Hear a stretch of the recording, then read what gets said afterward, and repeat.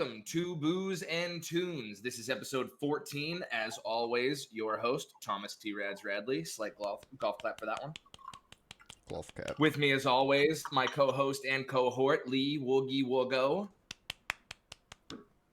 Arco the Grimmest, Viri. Also, still no beard this week. And joining us tonight, we have an amazing guest from Toledo, Ohio. No need for a golf clap. We have equipment, baby. Well, thank you guys for joining us. How you guys feeling tonight? Great. A+. Well, we thank you for being here, and we hope you have a great time. What we're going to do to start this one out, start it out the same way we always do. We don't start with equipment. We start before equipment. We start with 11-12s. Yes. Jacob literally made a joke about y'all bringing this up. I was like, there's no way. Just so you know, clipping that. What do y'all know about 11-12s? I know the whole Impasse AEP. I'm sorry. No, don't be sorry to me. Desperate was a great song. Really enjoyed that one. No, that shouldn't be enjoyed. That should be deleted. Would you say that you enjoy that EP more than your split screen cover of Always by Blink-182?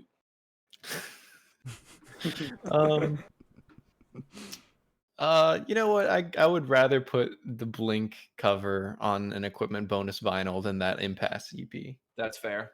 That's fair. Jake, how many people did you once invite to like the band page for Armistice on Facebook? Oh, geez, it was probably my whole friends list. I was trying to win a free ticket to a local show. Okay. I didn't know. Did you win the ticket? I did win the ticket. Oh, that's Hell yeah! That's all that counts, buddy. Yeah. Well, that is I don't know. what counts. Should I guess the number? Do you have the number? I do have the number. Oh, okay. Oh, like 350. Ooh, you're really close. 314. Oh, dang. Nice. You did what? You're really close, though. So, like, I forget what the show actually was, but there was a local band called Armistice that I had a couple friends in at the time, and they were doing, like, a ticket giveaway on their Facebook where it was like, invite all of your friends to like our band page and then show us a screenshot of you inviting your friends to enter like a chance to win a ticket. And I think I was the only one that did it. Oh my god. And I got the Dang. ticket. I went. That's how you win a free Equipment should ticket, do though. that. Right? Mm-hmm. Wait, And wait, did wait. you once drive from Michigan to Memphis just for a Foo Fighters show? I did. That was fun. How was that Foo was Fighters great. show? How far is that? There. How far is it? Well, so the story long behind drive. that was it was a Christmas gift from my fiance Carly, and she was trying to get tickets for like the Detroit show or the Columbus or whatever, and they sold out. And the only one that she could get was Memphis. And so she's like, okay, we'll just go to Memphis at some point. And we did. She bought tickets for her and I, and then tickets for two friends of ours, and the two friends backed out. And so we had to find people last minute that wanted to go and would like want to buy the tickets from us and do this. And we took two coworkers with us, and it was fun. It was super fun, but they were like kind of dating and kind of not. So it was like kind of awkward, like third wheel thing. But then they would like sneak off with each other and hang out. All in all, it was just like a very eventful, like 48 hours.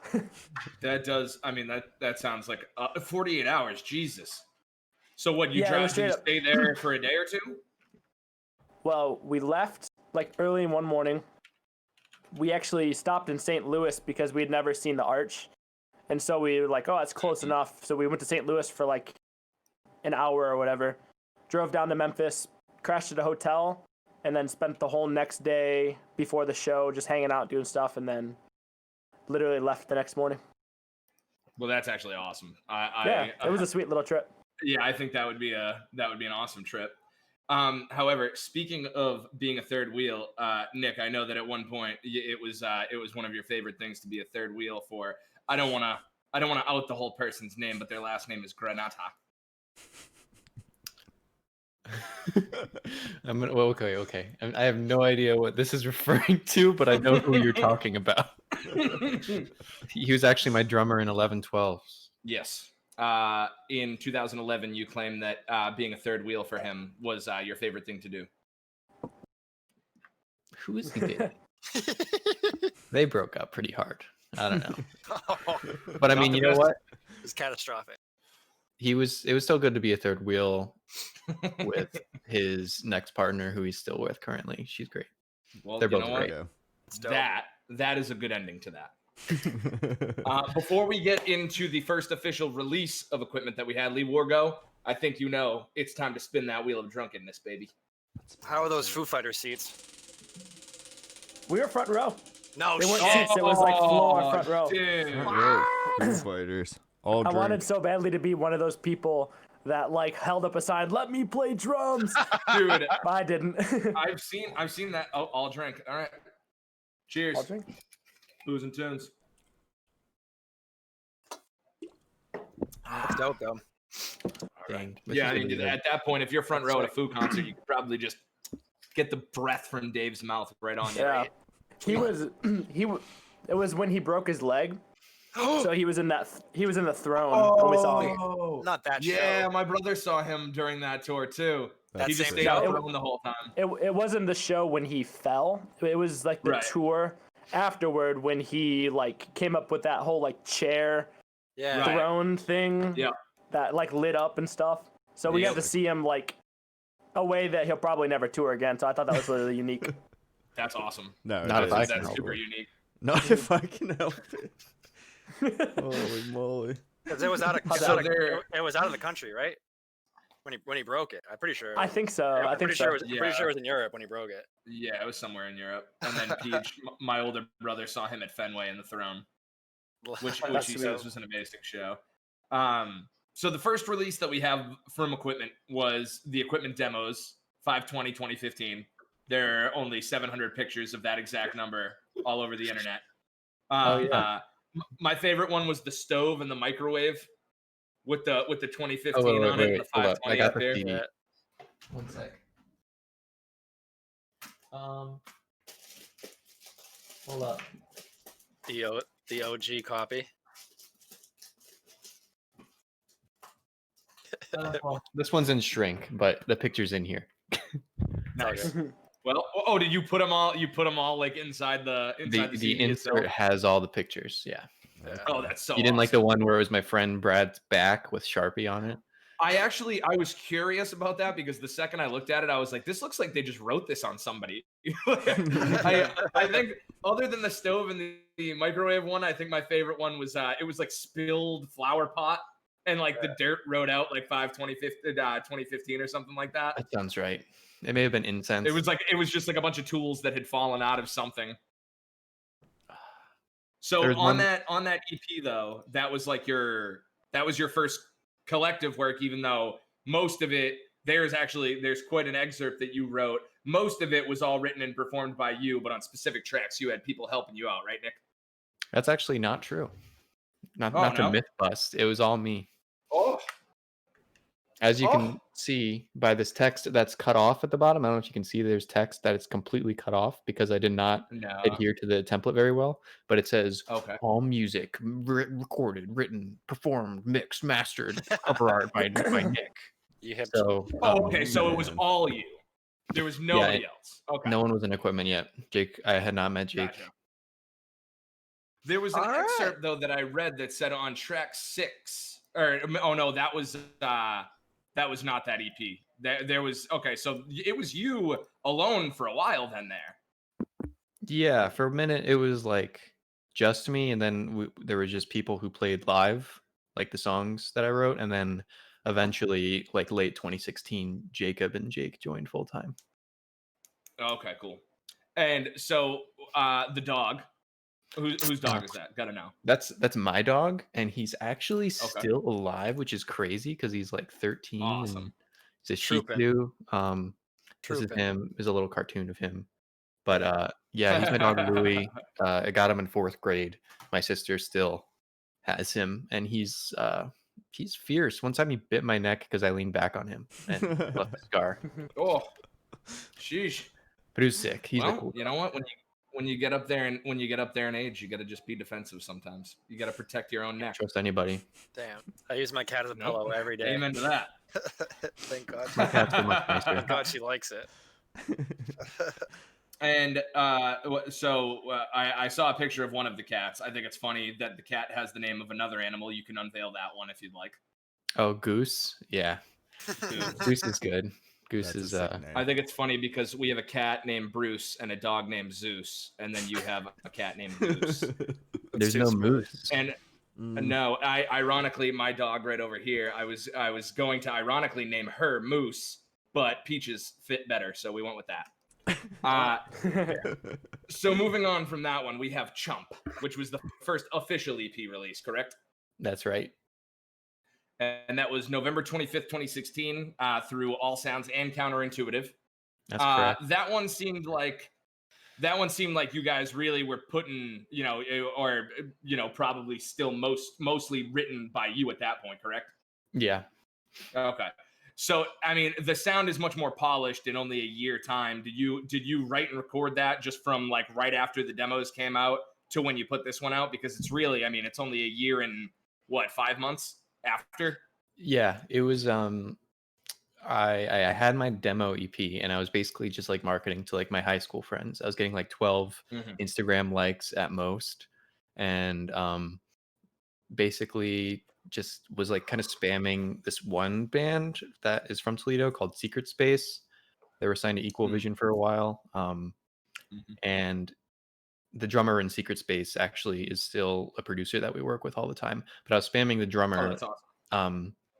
Or like the lead singer actually, and then the drummer actually reached out. He was like, "Hey, I'm a producer, like we should work together." And I was like, "Oh, I like recording at home." And he was like, "What kind of gear do you have?" And I said like the most basic computer, and like and he was like, "Just come to my studio," basically. Get up now. So Speed here. yeah, he basically took me under his wing and produced the whole thing and drummed on it, and yeah, it was sick. That's awesome. Was that like the first time you had worked with somebody outside of basically just yourself?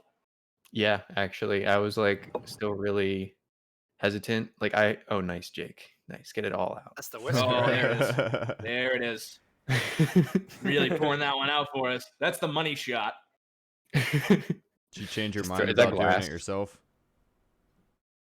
Oh yeah. I used to be really like scared of working with others, and even after Jake and Jacob joined, they didn't play on like a full release for like a few years. Like our album, Ruthless Sun, only has one song where Jake plays and one song where Jacob plays, and the rest was like either other people or me.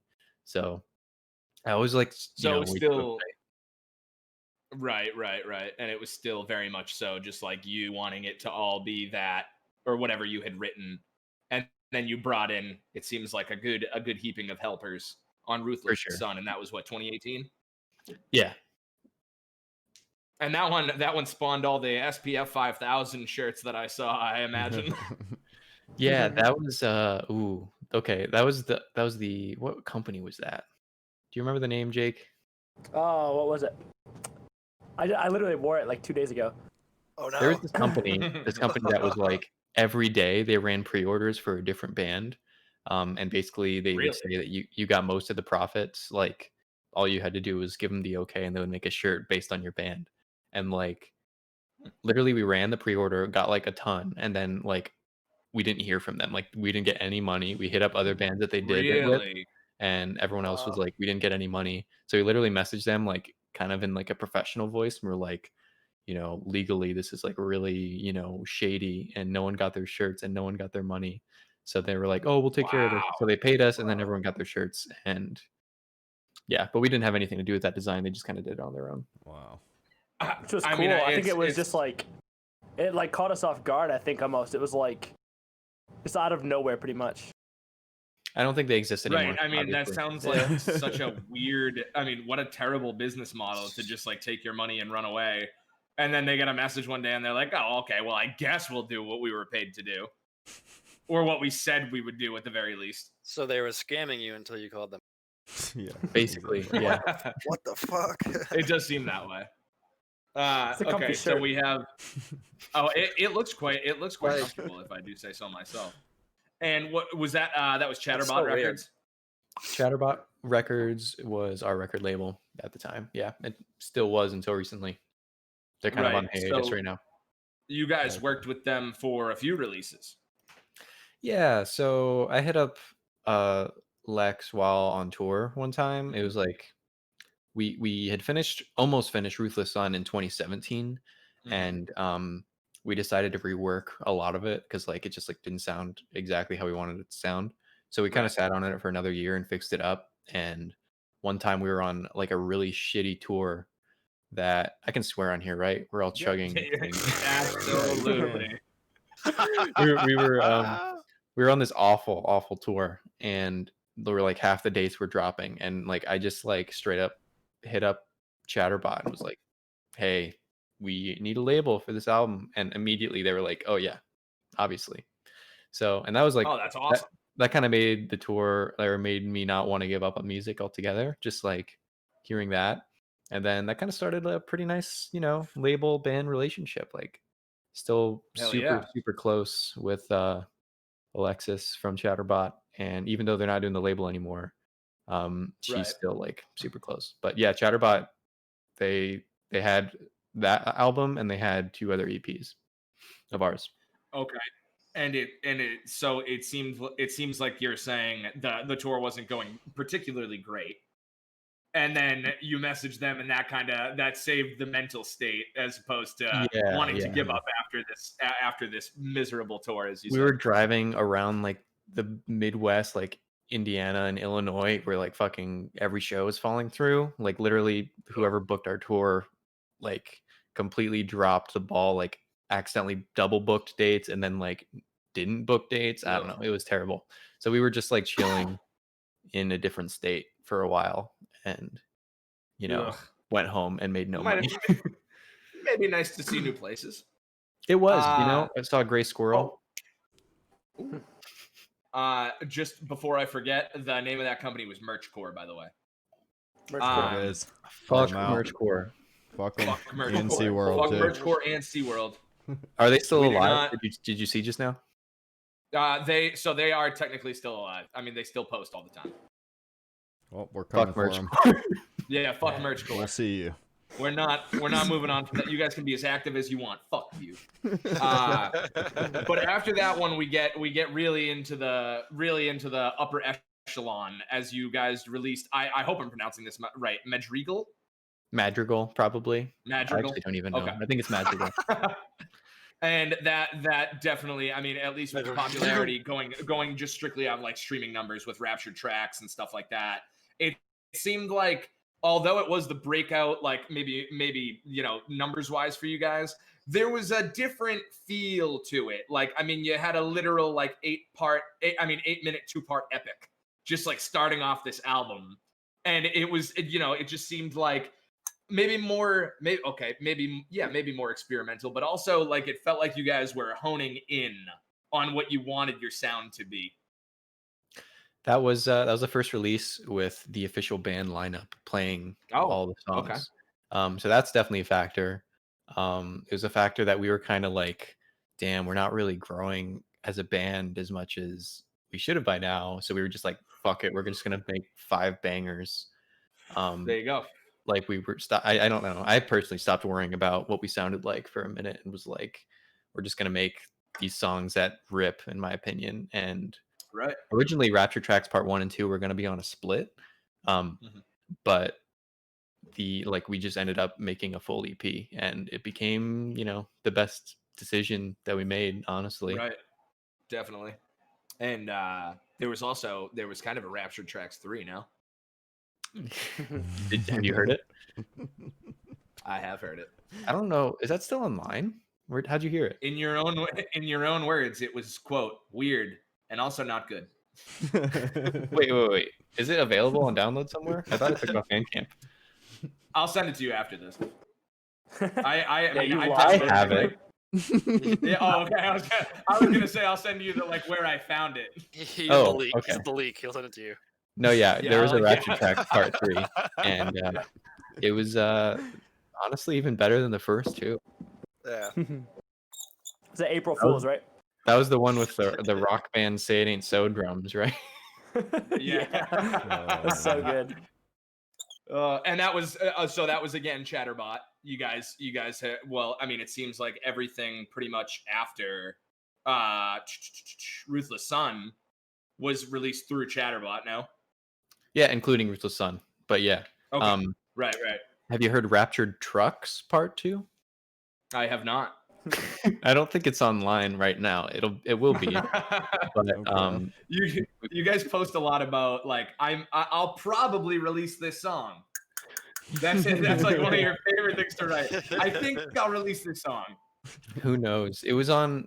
We played a Minecraft gig, which sounds hilarious.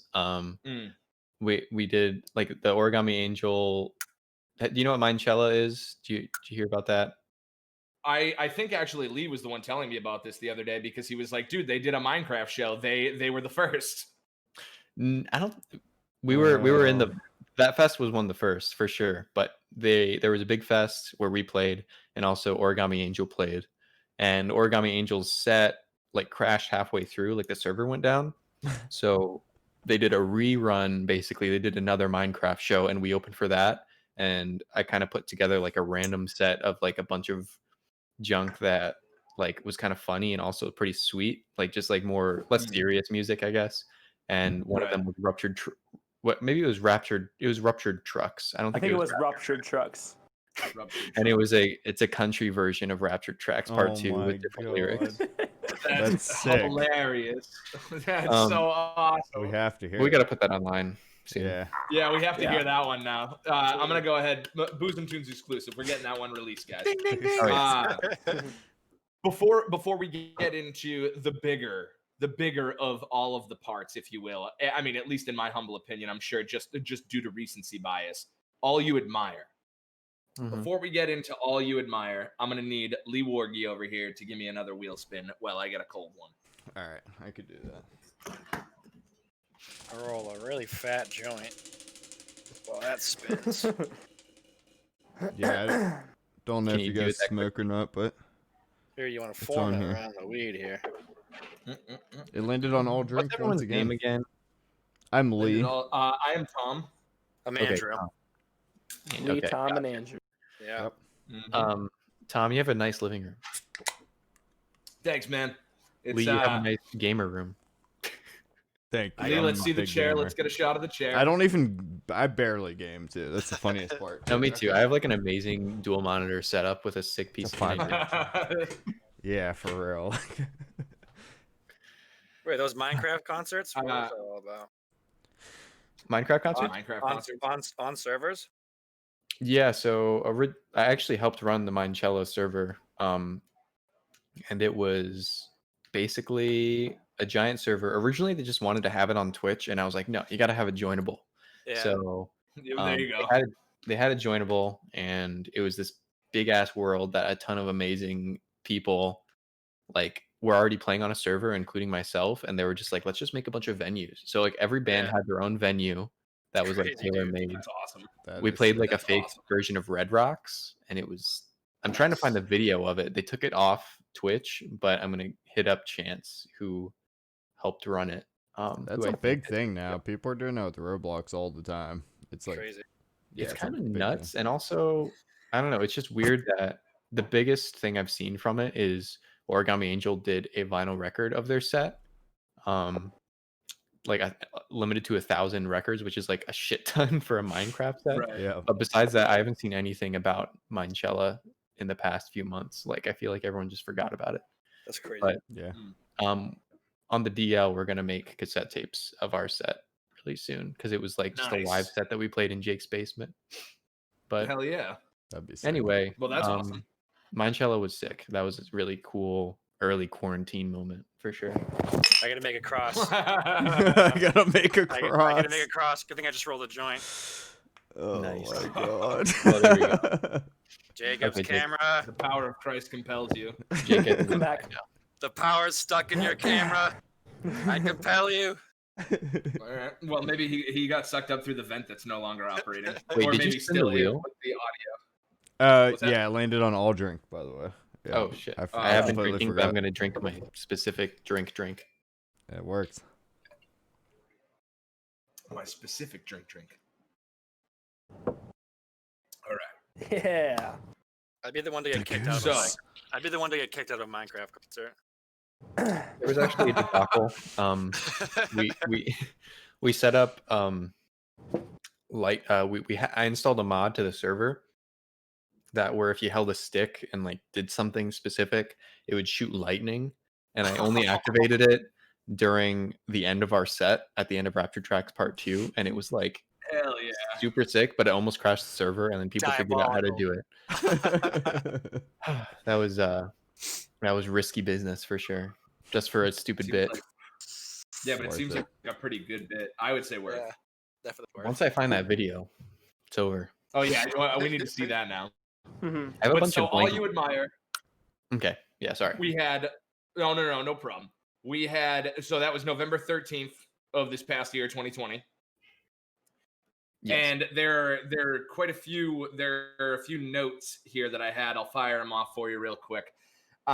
You worked with Chris Teddy of The World Is a Beautiful Place and Barely Civil. So we'll come back to that one because it was produced, engineered, and mixed by Chris at Silver Bullet Studios. What's up with the car sliding on ice? Damn. Yeah. Well, okay, Jake, what's your recollection of that? Because I have one. My recollection is we scheduled time a Monday through Friday, so just 5 days, and we left on like Sunday evening. Not Sunday, evening, maybe like probably 3 p.m. too late for sure. 1. But yeah, we left, so we were kind of just like kicking it to try to get to Connecticut from Ohio, which in normal conditions is like a 10-hour drive. And it started snowing like once we hit Pennsylvania. And so we were like kind of still had it in our head. We're like, we got to get here so we can like start recording in the morning. And Nick was driving, I was in the passenger seat, and I think we were still just kind of like probably driving a little too reckless, just with the time being a factor and us just kind of thinking like, oh, we just need to do this, we just need to drive and get there. You're going like 40 miles an hour on the express. I swear it was faster, but They were kind of reckless. Either way, it was snowing really bad, and it was just got really terrible out of nowhere. And we just like, we started swerving for probably like, it felt like, 2 minutes, but it was probably like 15, 20 seconds straight of just like sliding back and forth. And yeah, it was like going down the straight lane like this for like 20 seconds, I swear. Yeah, Nick kept control, and we all just like, damn. I think I was saying something over and over again. I think I was saying like, it's fine.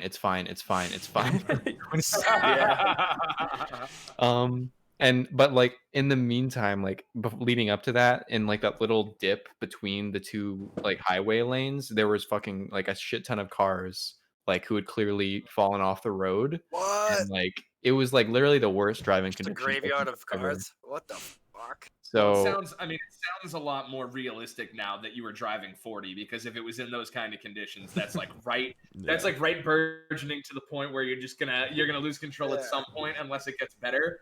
But if there were cars already like on the side of the road and just like kind of giving up, then it makes a lot more sense.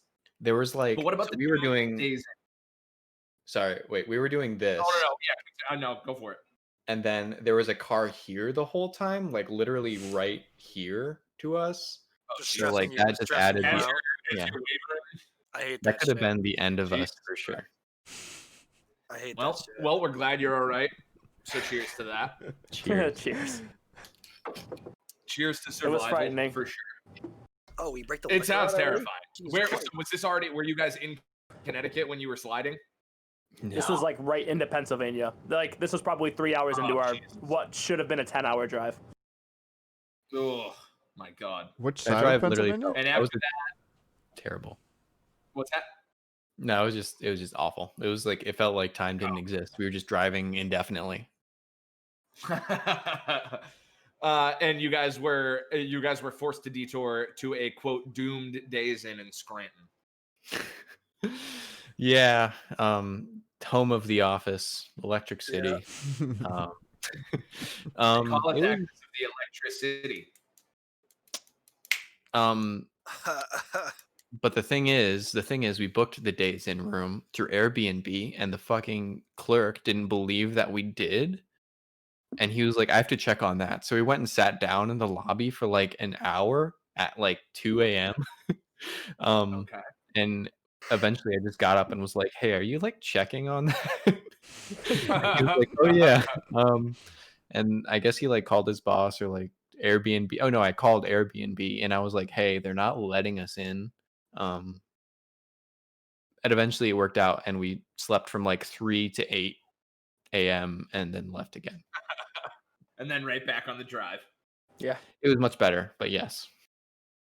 We started tracking drums noon that day. Yeah, I hope it would be better than the sliding escapade. Oh yeah. And so you said at least in part that some of these songs wouldn't have even been possible without Chris. They just found another layer.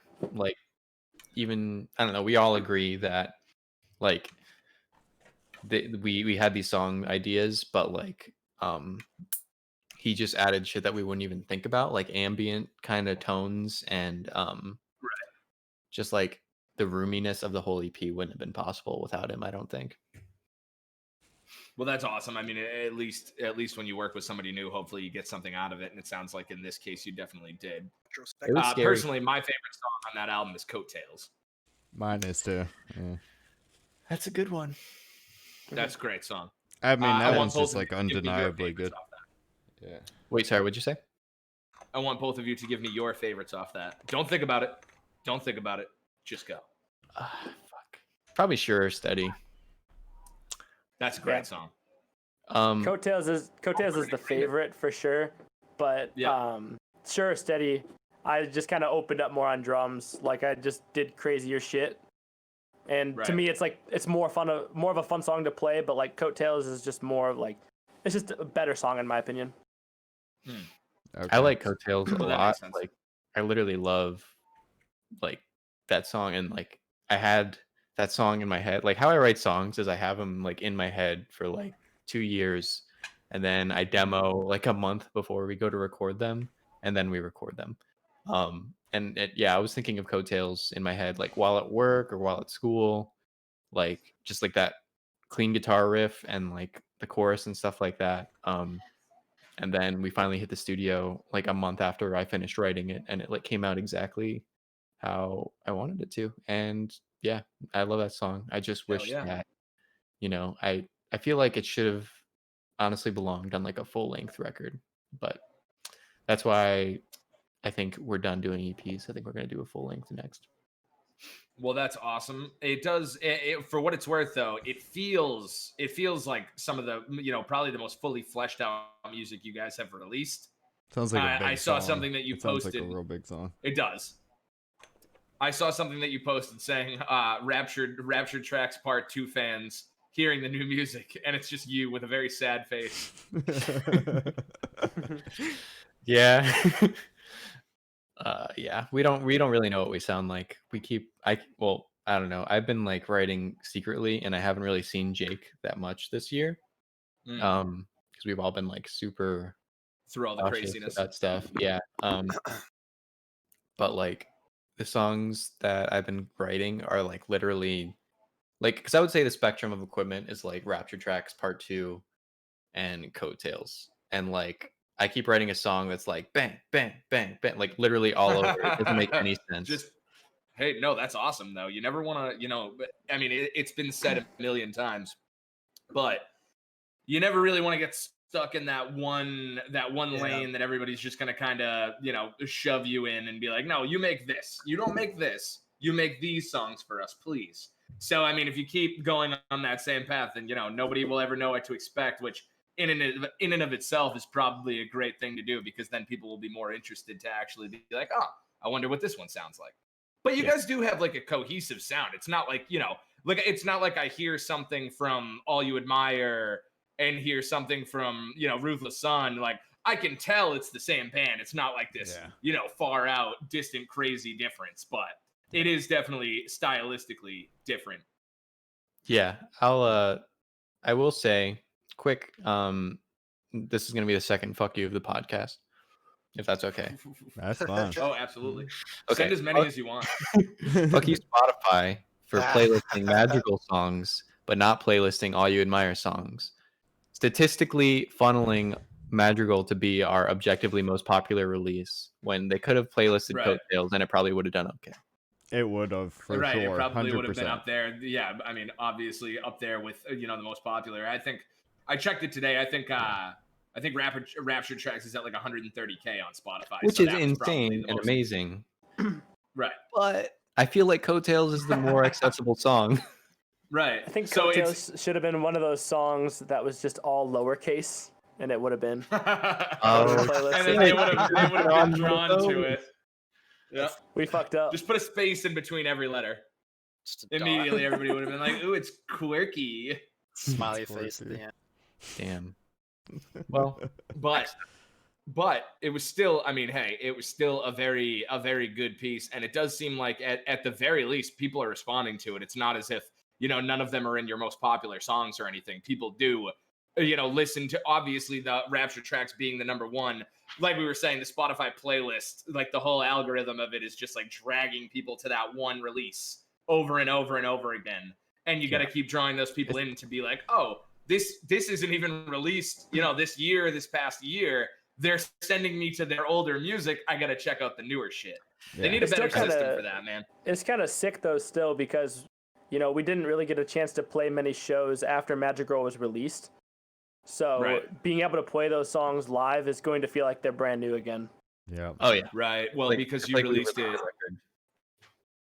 and you released it like near the end of 2019. Yeah. Yep. So, but once COVID hit around January, February, there was really no chance for touring or anything like that. Mm-hmm.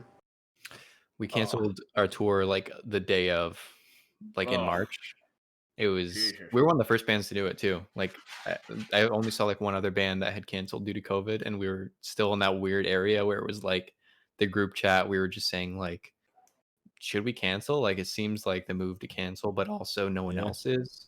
Dude, like, right. It was rough, and then it turns out literally everybody has to cancel. So you guys were the smartest ones by a long shot, considering they're still. That last night we had a fucking Bow Wow concert in Houston that did like 8,000 people somehow. Yeah, a little Bow Wow. Yeah, well, he's just Bow Wow now. How is that? He's just Bow Wow now. It's a big difference. It's a big difference. Everything's legal in Texas. Yeah. Yep. I was more surprised that Bow Wow draws 8,000 people to a fucking show. That's how is that possible in 2021? That must be amazing marketing. People are desperate. Every single person at that concert was just waiting for the Like Mike soundtrack to start pumping through the. They just wanted basketball, but instead he was just, hopefully telling everybody to wear their masks, which none of them wear. So we don't have to hate Bow Wow like we hate Spotify playlisting and merchcore though. We can at least chalk it up to Bow Wow being Bow Wow at this point. Yeah. He has gone platinum. I mean, then again, so has Shaquille O'Neal. Wow.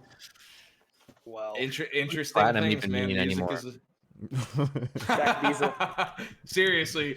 Well, apparently now, Lil Nas X, Old Town Road, is the most popular single of all time. It passed Thriller in single sales. Oh my god. That is insane. That's actually crazy. So good. I know there's like a weird. There's a formula now for the streams. Like a certain number of streams equals a sale. Right. So, and I mean, yes, right. With that being said, I would like to say this because I said this when I found this out. If Thriller was released in the streaming age, it wouldn't even fucking be close, dude. Come on. Different. I mean, Jesus, Mary and Joseph. That is actually not to say that Old Town Road isn't good. That's a crazy fact. I didn't know that. Yeah. Fun facts from the Booze and Tunes crew. It's tough to compare that shit. Before we get into my random question assessing, Lee Wargo, I think you know. Is it another wheel? Let us spin it. Do you still have whiskey, Jake? No. Oh no. Wanna bring me some wine? Do you have anything else in your house? Oh yeah, for sure. I just have to leave and go get it real quick. Oh yeah, Not no, like you do whatever leave you my gotta house. do. Oh yeah, no, do it before this. This is my favorite. This is my favorite wheel spin. It's 2 bands, 1 choice. I give you guys 2 horribly unfair choices to pick from, and you both have to agree. And we have to get 3. We have to get 3 that you agree on. Okay. All right, I'm gonna grab a cold one as well. So if you do want to leave the room and go grab yours, feel free. I'll be real quick. All right. Would Michael Jackson have been that popular in 2020? I think if the current music scene didn't exist, like if the 80s were just shifted to now, I think maybe if the streaming age went back to the 80s and But with his allegation. Oh, that's the thing. Yeah, you're right. I didn't even think about that. But with his allegation, this and that. Well, right. I mean, when he was releasing Thriller and wearing the zipper jackets, he was America's sweetheart. Not so much. Yeah. Not so much later on in life. Yeah. A lot of people fucking despise. I think it depends. A lot of people don't care. Like Melanie Martinez or what's another one? Yeah. Didn't Nicki Minaj do something really shady? Kind of. Her brother is a convicted rapist, I believe, and she paid for all of his defenses. Right. Yeah. And her now husband and father of her child is also a convicted sexual assaulter. Yeah, that's again, it's not so much the things that she did, it's the people she aligns herself with that kind of make it seem like, maybe, whatever, maybe. And I mean, she makes songs with 6ix9ine. It doesn't seem like she takes the sexual assault allegations. I think the 6ix9ine thing was the first thing I noticed, and then yeah. It's just rough. Things like that kind of blow my mind, because to me, at least, when you see somebody like Nicki Minaj, who's, I mean, whether you like her or not, she's been huge for a long time. What the hell? What is she doing? Why lower your self-value and your worth in the music industry by making multiple songs with him? Like, you don't need that. I don't know. That didn't make any sense to me. Like, you think it'd just be like a good PR move to just straight up not do that. You would think so, but maybe not in today's strange society, considering the song with 6ix9ine was her first #1. Jesus. Yep. I'm not surprised, actually. However, he did tank an album sales recently, which was good. I'm not going to lie. I was happy about that. Oh, we can send a third fuck you. Fuck you, 6ix9ine. Hulu expose out right now. Yep. So I watched the first 20 minutes of it, and I was like, I feel strange watching this, because it's not that I care about him, it's that I want to know the story of it all. But then again, do I really want to know the story of it all? I got 10 use your mental energy. He's wearing shirts that say HIV with a plus sign. Dude, come on. I mean, you can be that, that horrorcore, I'm in your face, I'm going to say these crazy things to get your attention. But at a certain point, come on, dude. Jesus, Mary. I didn't know that. Well, at least we get to exist on our little emo bubble that is literally 0.0001% of the pop bubble. Right? And the community is a great one. The best bubble. For the most part. Definitely no controversies within this community. Yeah, none at all. Yeah, your favorite band every other week isn't getting fucking busted for something. Though. It's wild, man. It's fucking. I know. Michael Jackson. Michael Jackson. I think it was a lot of his dancing. He's just that poppy fucking jamming on stage, dude. Well, I mean, he made some jams though. It wasn't just his dancing. Before, it was a lot of dancing. Oh my god! If that were the case, then Mario would have been way bigger, because that motherfucker can dance like a beast. Yeah, when he was, how long after? Oh, I mean, a long time. I'm just saying, somebody who can dance. I mean, Chris Brown still gets plays and. Okay, yeah, that's another thing. Chris Brown. People were okay with Chris Brown. Oh no, dude. Lee, you know me. I am fully 100% always have, always will be on the fuck Chris Brown train. I don't give a shit. He'd probably beat my ass into the ground, but fuck you, Chris Brown. I'll be up the next day with a black eye talking shit again. I don't feel like I missed that much. I don't feel like I missed the train to get to this part of the conversation. No, we were talking about problematic artists, and we made our way to Chris Brown. It just really brings my fire out. But we'll keep it within the Booze and Tunes universe. So, 2 bands, 1 choice. Again, very, very unfair choices. I'm gonna start out with my dog barking. Now, Dogleg or Charmer? Dogleg. We played really, really small gigs with Dogleg, and actually got a gig with Dogleg canceled. Damn. Ugh. I'm not answering this because that's fucked up. Yeah, well, I mean, that's the whole point. I would have drove Columbus. out. Oh, I would have drove out. Oh, it's Columbus? Wait. Do you know the band Swordfish? I can't say I do. They were popping off for a minute. We toured with them in 2017, but before that tour, we played a gig with Dogleg and Swordfish. And Swordfish actually has like a consistent like 10, 20,000 monthly listeners. But Dogleg was very small at the time. And I mean, they were very small until they blew up, and then they were huge. Right. But we played first, and it was outside, which was like a bold choice. Oh yeah. Yep. And it got shut down, and then we watched Dogleg and Swordfish play acoustic sets. So that sounds awesome. What's crazier How though the hell is does Dogleg play an acoustic set? Acoustic. Wait, go ahead, Jake. This was in someone's backyard, and then there was like a house like 2 blocks around the corner, which used to do shows but wasn't allowed to do shows anymore. So once the outdoor show got canceled, we all literally, instead of putting gear in the cars, we all grabbed as much as we could and like got like literally probably 20 people to carry gear to this house. That's amazing. And we got there, and apparently it was just like neighbors or somebody was like, this isn't fucking happening. And so we had to walk all the gear back. They're like, we're one of the people that fucking complained about the other house. No. Yeah, and then like we just went in the living room, then got drunk, and then there's an acoustic show with Swordfish and Dogleg. That's amazing. Yeah. Alex from Dogleg played a few songs, and then their now rhythm guitarist, but used to be their drummer, I think drummed on Melee. He also played some songs on acoustic as well, and it was great. It was like right in the, I don't know if you can picture this. It was right in the time of fidget spinners, so everyone fucking had a fidget spinner. Can I? Fidget spinners and Dogleg acoustic. What the? It was a time. Dang. It was a real thing we experienced.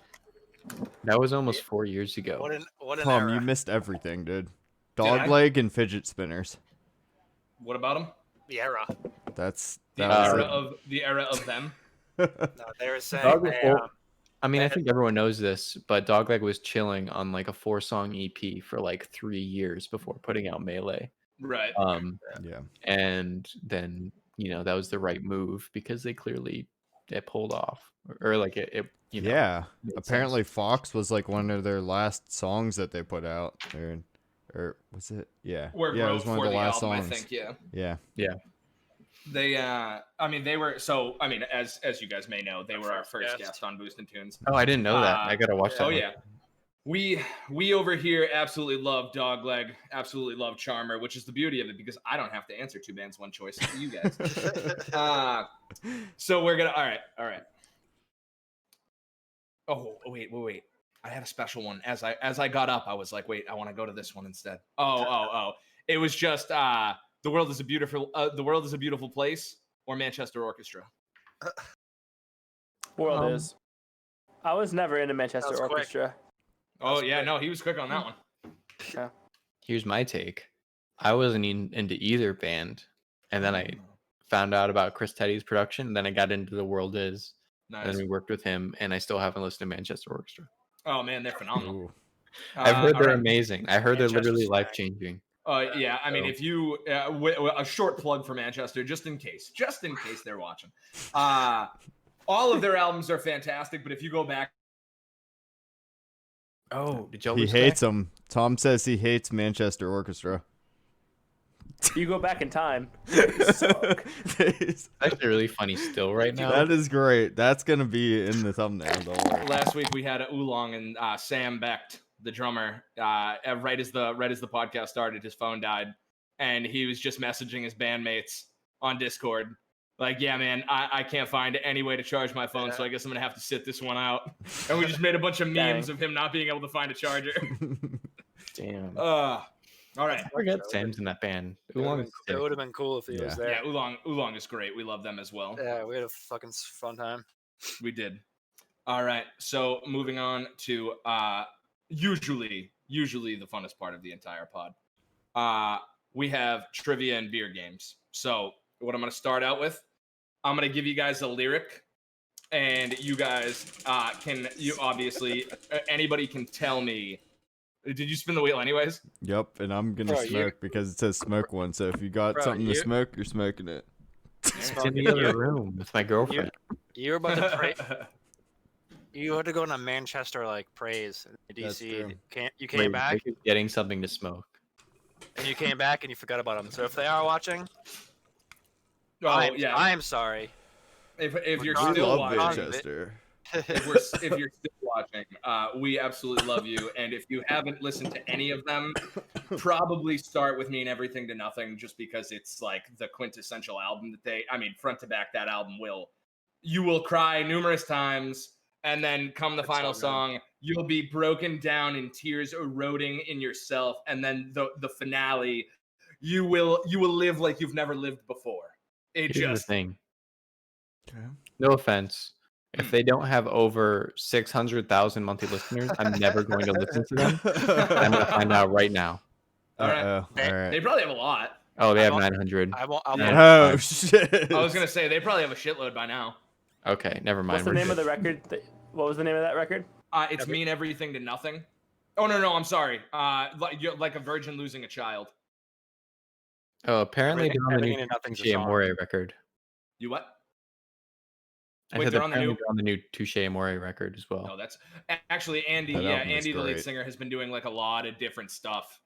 I know he did the soundtrack for. I don't know if you guys are familiar with the movie Swiss Army Man.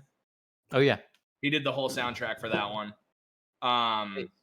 And he, I know he works a lot with Kevin Devine. If you're familiar with him, they have a band together called Bad Books. But yeah, no, they're phenomenal. I've seen them live like 9 times. I'm a big fan of Manchester. Yeah, the last one was the Front Bottoms, where the whole crowd was just Front Bottoms fans, and we're excited for both bands. So Manchester plays a whole set, but like the crowd was just like, "Who is this?" And you could tell we were pissed. Yeah, we were. And then Front Bottoms come on, and it's like a spark in the fucking, which But they're playing. I mean, they're playing their hits. They're playing like "Shake It Out." You got like 9,000-10,000 people, and like half of them are like, "I don't even know this song." Like it blew my mind. Had my skin crawling, and the crowd just didn't listen. That's rough. That would probably be me though. Yeah. Just kidding. Anytime. Wait, sorry. Go ahead. Oh no, I was just gonna say we do love us some Front Bottoms as well, though. I got into them this past year. Like I'm maybe the last Front Bottoms fan. I don't think anyone's ever gonna be a Front Bottoms fan after me. I'm pretty late to it too, because I learned from Tom. I don't think anybody's ever gonna be a Front Bottoms fan. I didn't even know. Well, the last album was better than the last couple before that. It was sick. So it wouldn't be that unexpected if someone heard that last album and was like, "Fuck you." But the couple before that were not our favorites. Yeah, well, I think Going Gray was definitely by far my least favorite album they've ever put out. Yeah, I've heard most of them. My girlfriend's really into them. We have actually every Front Bottoms LP on vinyl. Oh, hell yeah. Really, yeah. And we finally got Going Gray for Christmas because we were like, we gotta get it. Right. And Sickness and In Flames, though, was a great return to form. Oh, literally, I listened to Camouflage so many times. That song rules, dude. Montgomery Forever, Leaf Pile. What's the other one that I love? The Hard Way. I love that song.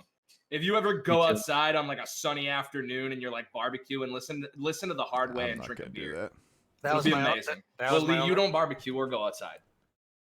My only COVID concert was Front Bottoms.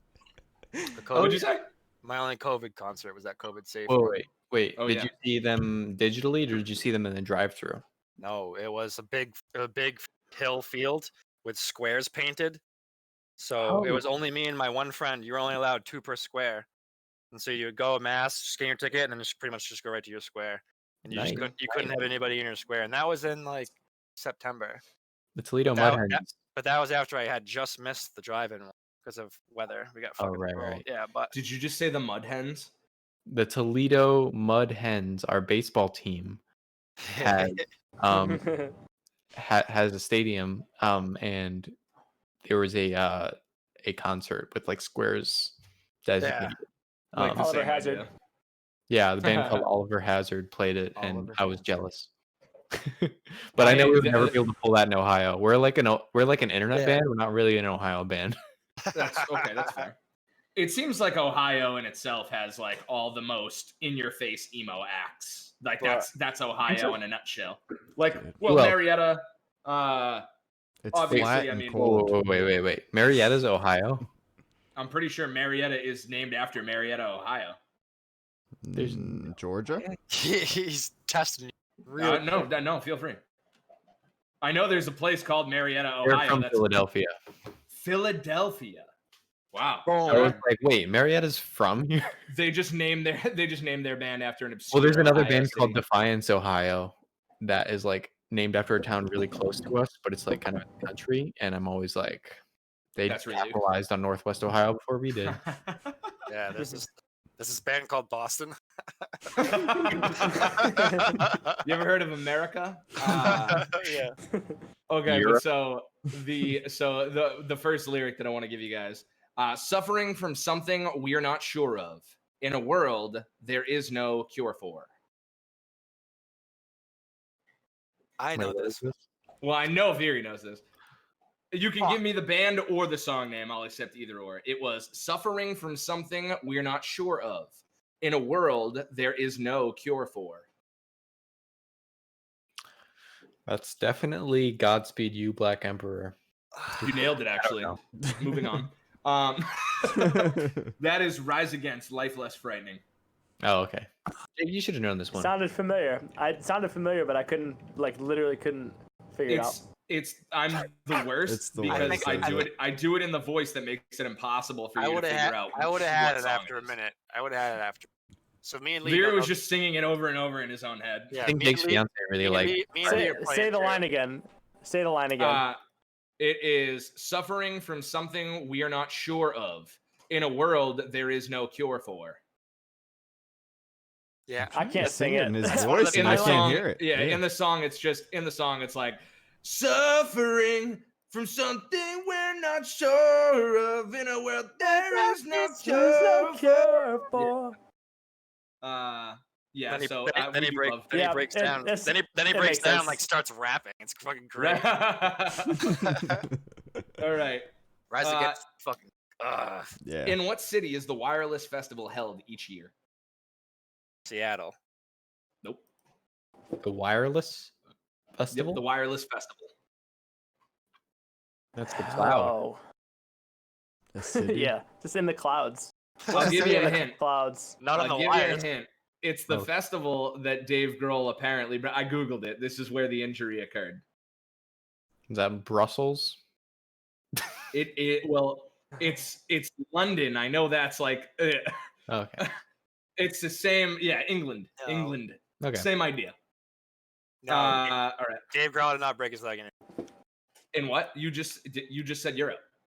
Yeah, but I'm not saying it was in London. I was just saying like that. I was trying to give you like a general hint. Yeah, my bad. It's not in England. He didn't break his leg in England. No, but you said Europe. I was just trying to. Okay. I apologize. Which Beck single begins with the sound of a needle touching vinyl? Are you sure you didn't mean to interview like MGMT or something that would know this? No. Bro. I just rifle off any and all like midway alternative I can. Wait. Is it MGMT fucking... I already forgot the question. The only Beck single I know is Dreams. It's a good What's one though. The one that was on Rock Band. Was that Loser? No. Mm-hmm. It was Smokeahontas. That's not Beck.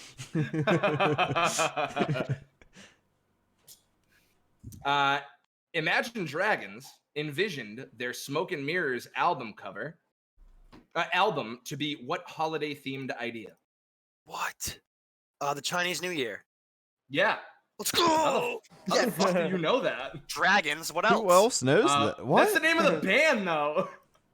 Yeah. What else? All What right. else would dragons be involved? Wait. Fair enough. I don't even know what just I happened.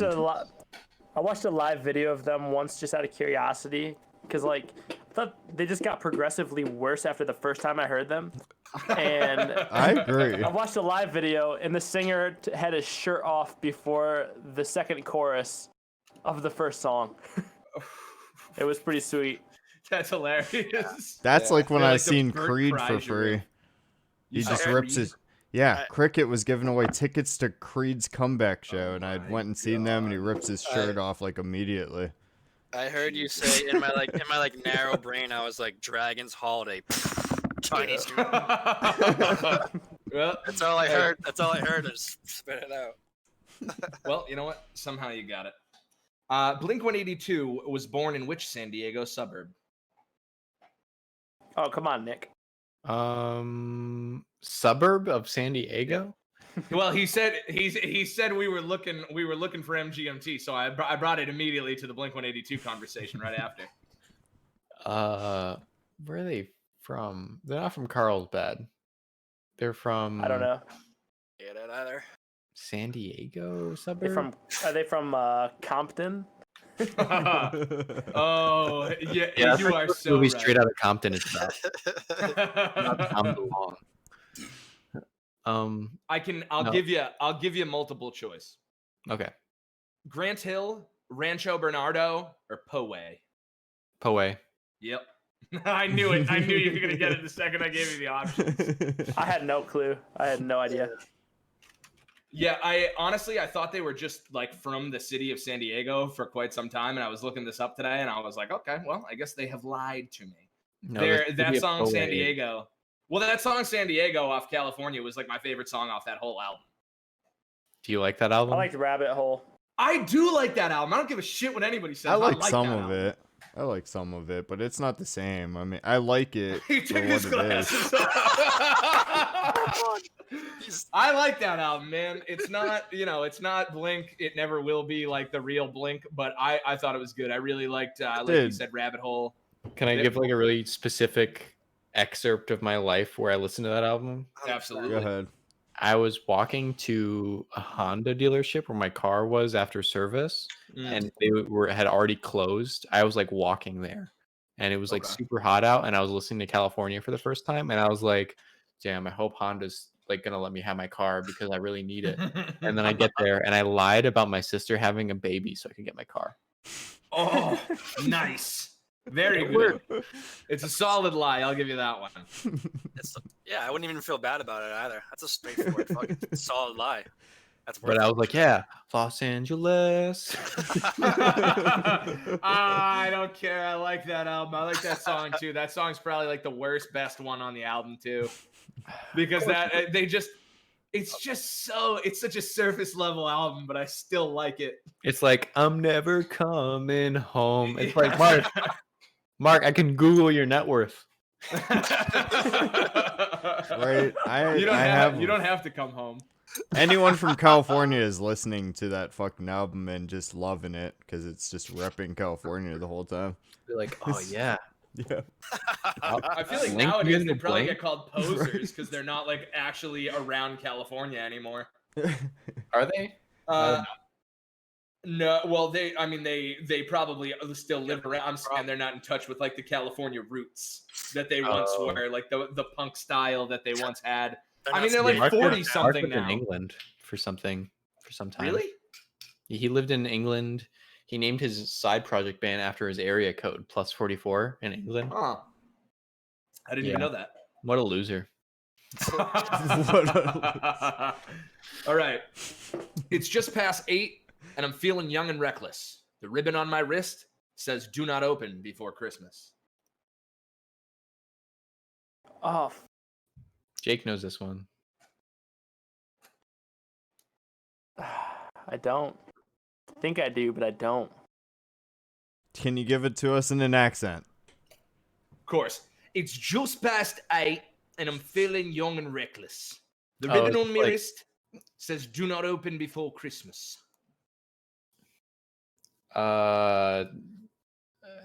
Dropkick Murphys.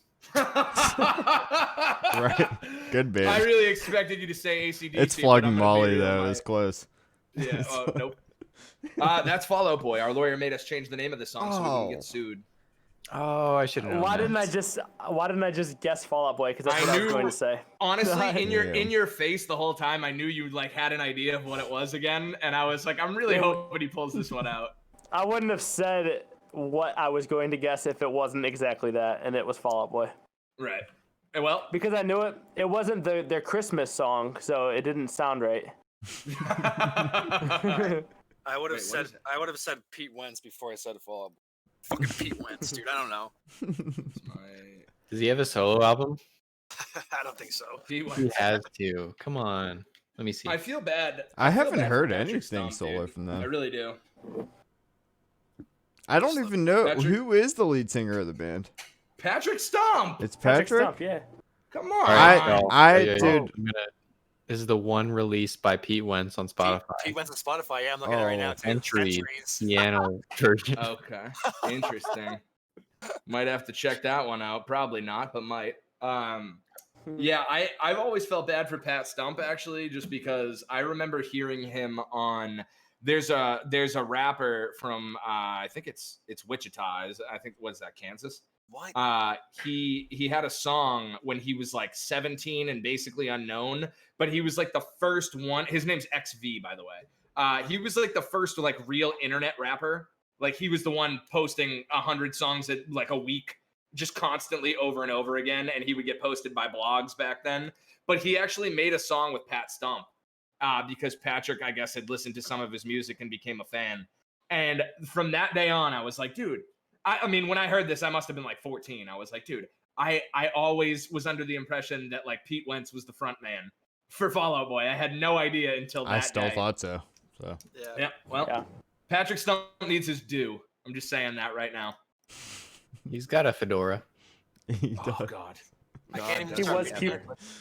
He was Cupid's chokehold. Oh my God. Wait, Jake, what's your phone at right now? 6. Oh my God. All right, we're good. We're gonna run it until the wheels fall off. Yeah, Fall Out Boy had fucking Kim Kardashian in their video, just so you know. I mean, wait, what? When? Yeah, or was it Panic? One of them. I don't know. Fuck. I need to know this now. It's one of them. I think it's Fall Out Boy. Well, learn something new every day, don't we? She was like real young. But Kimmy from Full House. What? I don't know. Kim.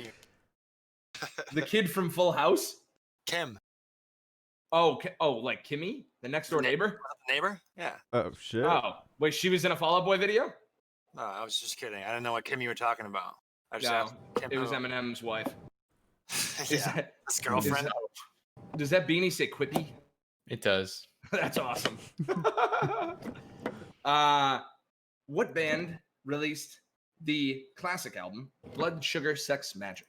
Red Hot Chili Peppers. Red Hot Chili Peppers. Jeez. We've been very off, so I went with one of my easier ones. I just had to get the track back. Thank you for that. Thank you. No problem. We almost covered what's the song? Wait. We covered my band Guerrilla Radio. in high school. Oh. Funky Monks. Wait, what? Sorry. They covered what?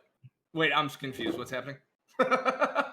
I was gonna say I had a high school cover band that almost covered Sir Psycho Sexy off that album. Oh hell yeah! What fell apart? Why? My judgment, because I went to an all boy Catholic school. Oh, and I was like, maybe we shouldn't. So we covered "Suck My Kiss." Wait, no, we didn't. We covered. We covered a Red Hot Chili Peppers song, but it wasn't that one. We covered shit. All right, let me look it up. From Blood Sugar. No, it wasn't. It was a rap one though. It was like Can't Stop. no. It wasn't for. It's Linkin Park. Let's start again. It's Linkin Park. Are you saying it was on Blood Sugar Sex Magic? No, it wasn't. It was Was it off Stadium? Stadium's huge though. I can't tell you all the songs off. By the way. No, it had rap in it. And I was the rapper. Oh wait, no, it was Give It Away. Oh, that's a good one. And I was like up there like Give It Away. Yeah, that was cursed. There's videos of it though. I'll post it someday. That's actually kind of awesome though. I'm not gonna lie. Yeah. I would like to hear that cover if possible, but I don't think we'll get that in there. I think it's out there. No, it's only on. There's a foreign exchange student that was friends with us that year, and it's on his Facebook. So if you can find his name, you can find it. I will. All right. What song from The Cure was convinced by fans to be a quote ripoff from New Order? I'm currently trying to get into The Cure, so I'm not gonna know. I assumed you liked them because I know that Blink they fucking love The Cure, and that's how I got into The Cure. I almost bought a Cure record from Jake's Work, which is a record/DVD/video game store. Oh, awesome. I almost bought it the other day, but I didn't, and that was going to be my proper intro to The Cure. But besides that, I've only heard a few singles. I almost listened to at work today. I almost pulled a Cure CD off the shelf to listen to because I'm not super familiar with them either. But then I was reminded of somebody who actually came in earlier who said, I used to work at a record store, and there was a girl who used to only play The Cure, and it drove me nuts. So I didn't listen to it. What was the name of the drummer Travis Barker replaced in Blink-182? Scott Raynor. No. Scott Raynor. Yeah, I almost said Scott Schreiner, which is the bassist of Weezer. Dude, all right. Well, yeah. Good thing I have some Weezer stuff for you too. I did not know that he replaced Scott Raynor until I've listened to Blink for like a long time, and I had no idea that he wasn't the original drummer until like a year or two ago. There's a different version of Damn It. Mm-hmm. Is there really? On their greatest hits that Travis Barker plays on. Otherwise, it is not Travis Barker that plays on Damn It. That's wild. Yeah. Is it noticeable? Travis Barker is pretty good. It has the snare build up in the beginning. Okay. There's like a floor tom snare build up in the beginning that Travis Barker did, but it's not on the original. Well, that's interesting. Thank you, Rock Band. Spoiler. Well, Spoiler, that's how the next Equipment record starts with a snare tom build up, and Jake didn't even know that until right now. I didn't know that yet. Nice. Well, Foos and Tunes exclusive. Clang, clang, clang. Gotta keep it out there. The next I'm out again. I Cosmopolitan. got a drip. Oh no, we've crushed another whiskey. I'm at 2%. Are we taking shots? 2%. Which past member? Which member of the band Weezer? Wait a minute. Yep. Dude. Nope. Never mind. Just gave you the answer while reading the question. Weezer. I was. Which band was Matt Sharp a past member of? The Rentals. Jesus. The Rentals. And also Weezer. The Rentals. I haven't heard of them. Matt Sharp started a band called The Rentals right after the Blue Album came out. Yeah. And they put out a really good record called Return of the Rentals, which is really funny because it's like you're returning a movie. And they have a really good song on there called Friends of P. Friends of P. I'm gonna have to check like that P. one. That was just right the after the letter, Blue Album?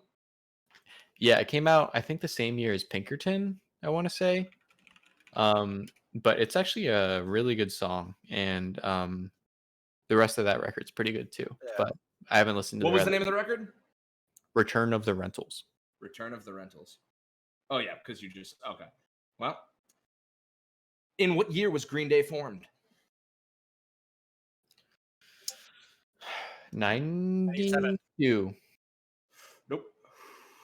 90? Nope. 93? It's actually before that, if you can believe it. 89? Officially, it was formed in 1986. Damn. That's early. There's a video of all three of them, at least Billy Joe and Mike Durant. There's a video of them performing outside of their high school, like on the front steps. And people just walking by, they don't even care. They're playing like basket case, and nobody has any idea what it is because they're like 14-year-olds in a high school. It was like the best video ever. There's a video exactly like that of Rage Against the Machine. Really? I think it's labeled on YouTube as like their first gig ever, and it's at a college, and there's just like one dude up front going crazy, but besides that, everyone's just like whatever. That's so wild. Rage Against the Machine. What year do you think? Like around what year was that? It had to have been like 90. I bet I can probably find like it right 89 or 90. 89 or 90. That's pretty cool, man. I did not know that. I really want to find that video. A Rage concert with just one kid fucking getting pumped. Probably 91. It's me if I was born a little earlier. 91. It was at California State, Northridge, California. That's one that I have to look up because I love those early videos where they're like playing these gems that became #1 songs, and everybody's just like, fuck these guys. These guys aren't doing anything cool right now. We're just gonna walk by because they're a bunch of nerds. I'm gonna do a podcast just reading the comments off this video. Give me one. I need one right now. The crowd just survived the 80s. They had no idea what the hell this was. Reminds me of that scene in Back to the Future where Marty goes back and plays the Chuck Berry riff. Oh my god. That's awesome. Hey, are you guys familiar with that Beatles movie Yesterday? Yeah. Dude, I watched that out of pure like a spite and irony, like more than anything else. And I'm sitting there, like I went into it thinking that he was like, he woke up one day, the Beatles didn't exist, whatever. But I thought he was immediately like, oh my God, they don't exist. Let me record all their music and shit. The fact that he like tries to explain to at least like a large group of people numerous times that he's playing songs that were written by British rock stars named the Beatles, and he names all of them. The fact that nobody at all in the world was like, I wonder if those guys are still out there and like living and kicking. Let's see. Like nothing about that movie added up, and I will lose my mind over it forevermore. Even though I will say, what were you gonna say? No. I agree that like I applaud you for even watching it. I had to. I watched one clip on YouTube where in the scene in the movie, the guy who stole all the Beatles songs is at like a random club or whatever, and Ed Sheeran's there. And he was like, who else? Each of us are going to go write a song that we have no prior knowledge of for 5 or 10 fucking minutes and come back. We're going to play it and we're going to have an audience reaction. And they go out, they do their thing. Ed Sheeran comes in and plays some sappy shit. And then the dude sits down and starts fucking playing Hey Jude. And the dude who owns the club comes out and he's like, all right, let's go by audience applause. And Ed Sheeran's like, no need. Oh, Hey Jude, though. And he walks over to him and he's like, I was always told that one day there'd be somebody better. And I think it's just happened. And the craziest part about this whole scene to me was the fact that without the Beatles, apparently Ed Sheeran is the best songwriter of all time. That was what I took away from that scene. Imagine. Pay the Man by The Offspring was left out of which album because it sounded too different from anything else the band had ever made?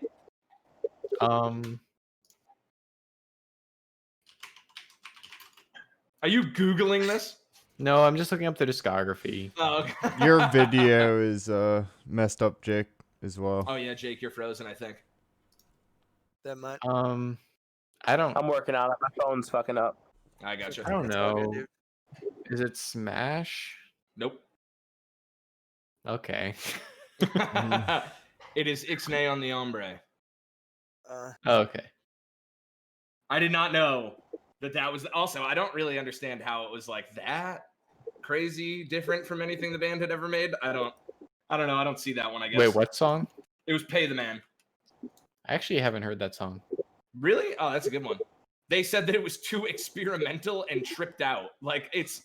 I mean, don't get me wrong. It was on Americana. What was it? What did you say? What album? Oh, it was on Americana. It was the last song. Yeah. Interesting. Wow. I used to be into them in high school, but no one really talks about them anymore. No, not anymore. I mean, I think honestly, it's because they kept going and their music got progressively worse as time went on. But I blame that on You're Gonna Go Far, Kid, because that was like a really successful single and they were like, oh, we still got it. Let's just keep rolling. I can't believe that song came out in 2008, which was 13 years ago. That was wait a minute. You're gonna go far, kid? Is 13 years ago? I'm sorry, but yeah. Dude, oh my god! I remember when it came out. That's crazy. We're in the future, dude. We're fucked. Dude. Here now. We are in the future. I remember going to the fucking music store here. It was called like Camelot, and they would have Offspring stickers and like fucking Flog and Molly stickers. They had everything. Like, I don't think I've ever listened to Flog and Molly in my entire life. No, it's literally just whenever Tom thinks that there's a wheel spin coming.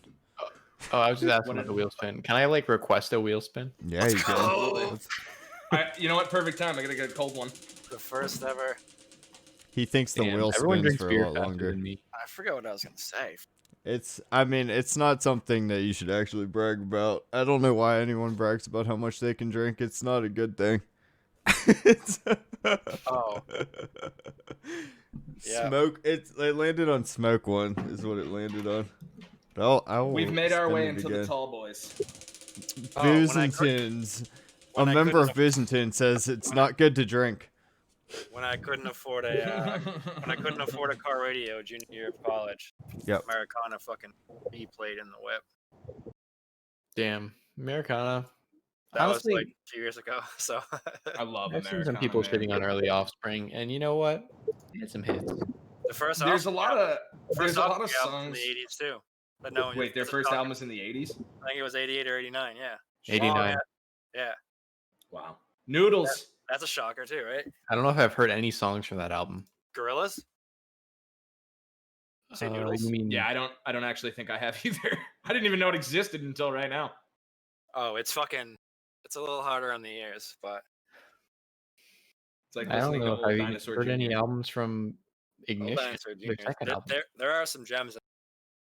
Although like the mass of it, it's kind of sketch, but yeah, a lot of it's really difficult to listen to.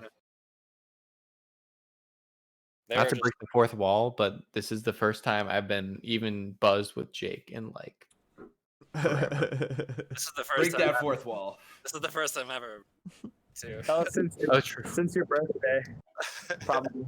Oh yeah, we got together and played Mario Party on my birthday outside. Wait, hell yeah! You're only buzzed. We're fucking up. No, I was typing the Offspring a few minutes ago, and I typed like not the Offspring. You were like, well, you know what? Let's get that wheel spin, Lee Wargo. Orchestra, Manchester Orchestra. Yeah. I'll spin it again. They were just talking about them. Yeah, I'll look those guys out. It wants trivia. The wheel wants trivia. All right, well, you guys know any more trivia? Oh, I have like so many questions lined up. Like I have hundreds because every single podcast. To be completely fair, though, my dog ripping out the power cord also erased most of my shit, so I'm just like trying to get it back right now. Oh yeah, it's fine. It happens all the time. Because he uses Notepad. He refuses to use anything other than Docs, Bradley. Google Docs. You're a Google Doc, all right? I don't want to hear about your ducks and shit, dude. It automatically saves everything. Dude, I'll dramatically save you, buddy. Use Google Drive for everything. Dude, we are in the future, like I said, dude. I'm getting harassed by my friends on our podcast. This is Tom Harassment Hour. What album? What album had the song "March of the Dogs" by Sum 41? It was quote released early, but not a single because the record quote wouldn't be out until summer, and the lead singer threatened if the song did not come out, he would leave the country. Derek? Oh, from All Killer No Filler. From Sum 41. Yeah, Derek. Yeah, it was not All Killer No Filler. Dang, that's the only one I think I know by name. Chuck? Nope. I specifically didn't use those two because I knew that was going to be too easy. Those are the only two good guesses I had. Does this look infected? Nope. It does look infected. But, no, we lost him. His phone might have died. All right, I'm going to take a shot. Dude, I had the Does This Look Infected DVD, and it's like the band going around fucking shooting paintballs at stuff. It's pretty dope. I mean, I told this to my girlfriend earlier. So wait, is my audio like fucked right now? No, you're good. Yeah. Okay, because I'm holding my mic.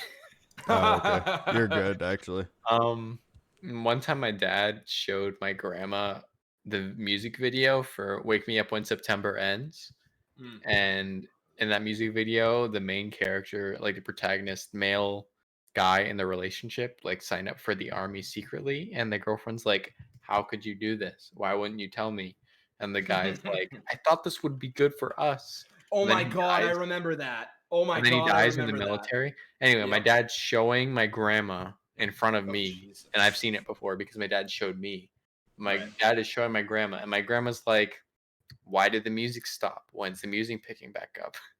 Oh wow! Because it just is a 5-minute interlude, right, of them like arguing about him joining the military. Now, to be fair, on that album, Billy Joe, are you a big Green Day fan? I'm an okay Green Day fan. So I'll be honest. Although I'm not, admittedly, like this crazy Green Day stan, when it comes to American Idiot, I will die on this hill. The fact that Billy Joe apparently, and I read this in an interview, he doesn't like creating songs within a song anymore because he said that it's boring and nobody likes it.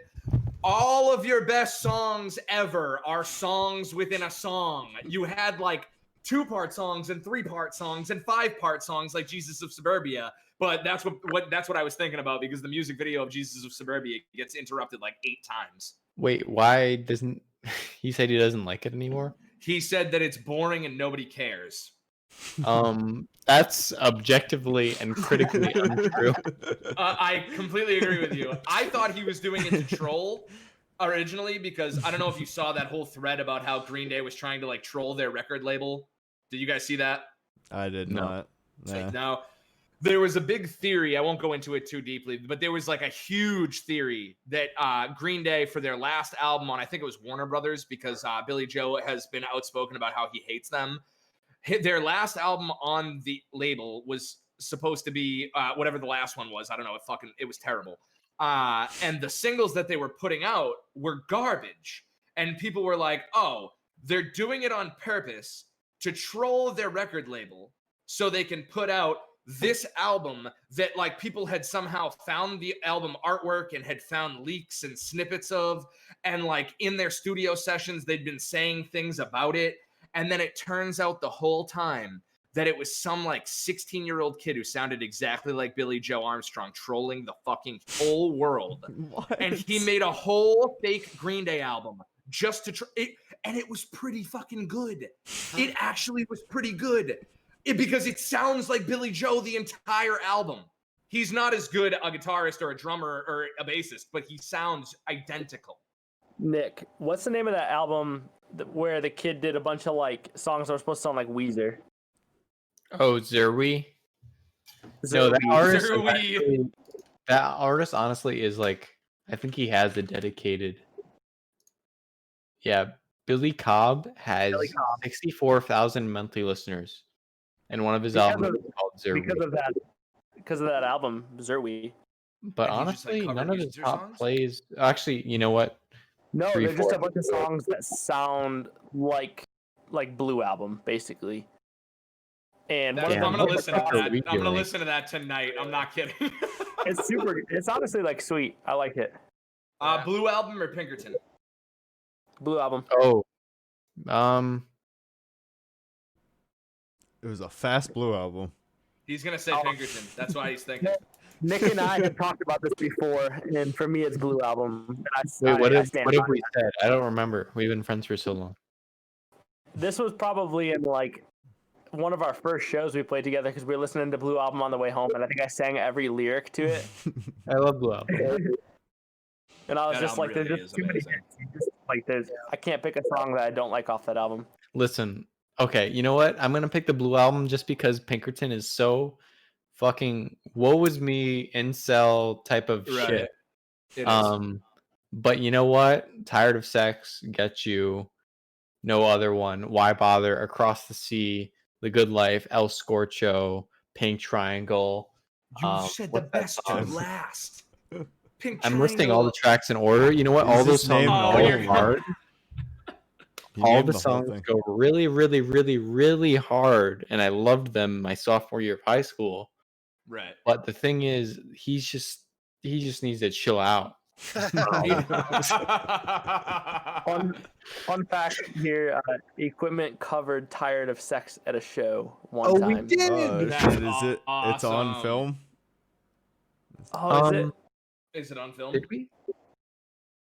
I don't think it is. Probably Every not. once in a while, though, when we're like Bummer. practicing or like at a show when Nick's talking too long, I'll just hit the bell 4 times. There's an Instagram video of the old equipment lineup where Jake and Jacob were not in it, covering Undone. Let me try to find it. Except awkwardly, my ex-girlfriend is in the shot. Oh, well, she fits. Sometimes it happens. Well, she was playing synth, kind of. Kind of. Oh, shit. She was kind of playing synth.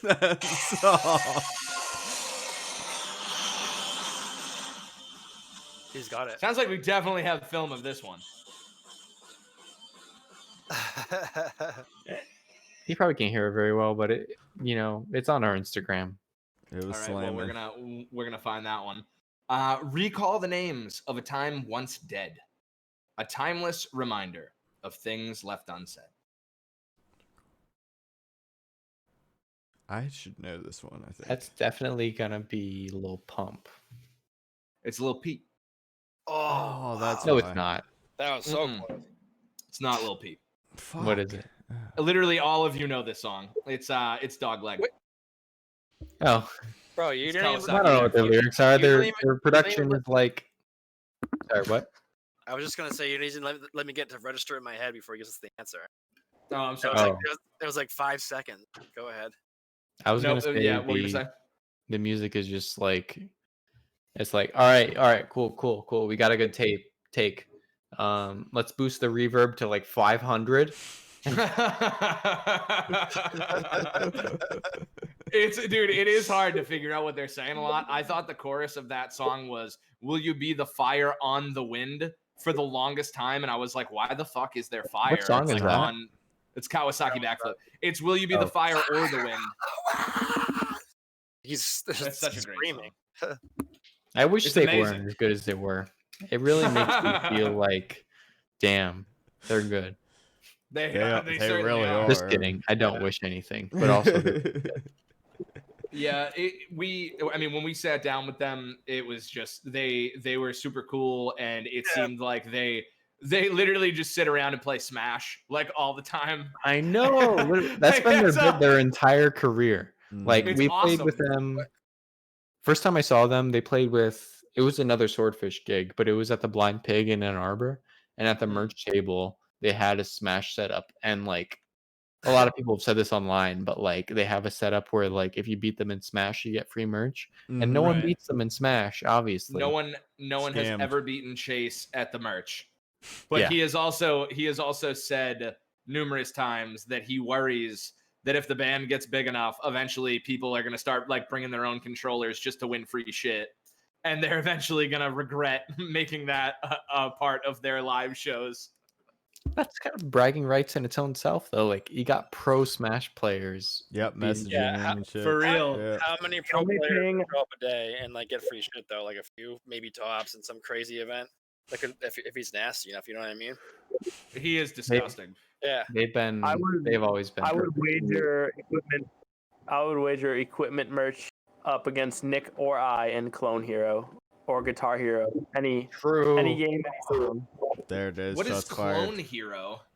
Oh, damn. Let Nick go off on this, but basically it's just like a PC version, and it's way better than any Guitar Hero game ever released ever. But Nick, where can I get this?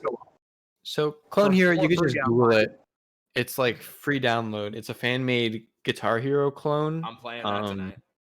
And yeah, it's sick. But you just need to have a controller that can hook up to the computer. So you can either get a PS2 controller and get a PS2 to USB adapter, or you can get like a Wii controller and do the same thing with a Wii adapter, or even like the controller that came with the Xbox 360 game. But anyway, can I use my N64 controller? that plugs into USB? You would just have to bind it to the right keys, but yeah, you would. That's going to be a hell of a time. Fun fact, side note, my girlfriend Sam plays with a controller for Guitar Hero 3. She had a brother that always played with the original guitar, and she just got used to playing with the controller. It seems so hard. I just don't. There's no 4 buttons in a row. We were playing Co-op Expert earlier this year, and she was just fucking killing it. How do you strum? That's wild. How do you strum? You just flick one of the mouses? You just hit the note, which is the only problem with that version. With that type of playing, you can't do like the fast picking. You know how like Through the Fire and Flames and other songs have like the super fast picking where you have to strum bar. So you don't have to pick. You just have to hit like A will be the green key, and then like the trigger will be like yellow. You know, stuff like that. Shit. So, but anyway, Clone Hero is its own fan game of like Guitar Hero, and it's kind of similar to the Guitar Hero 3 engine. But yeah, people make their own charts. I've been making my own chart. I released one last year called House Show Hero, and it has 10 like DIY emo songs on it, and I'm about that's awesome. I'm about to release the second pack. So I want to see if I can play this or figure it out with this, because this N64 controller is USB. I bought it specifically so I could play Mario Golf and Diddy Kong Racing. Sick. Hell I yeah. mean, what mulch is on that? Is it not? I mean, are you a Diddy Kong Racing fan? Yeah. Diddy Kong Racing is sick. I've never played more than like an hour of it though. So to be fair, it's one of those games that once you get it, you're probably gonna beat it kind of easily.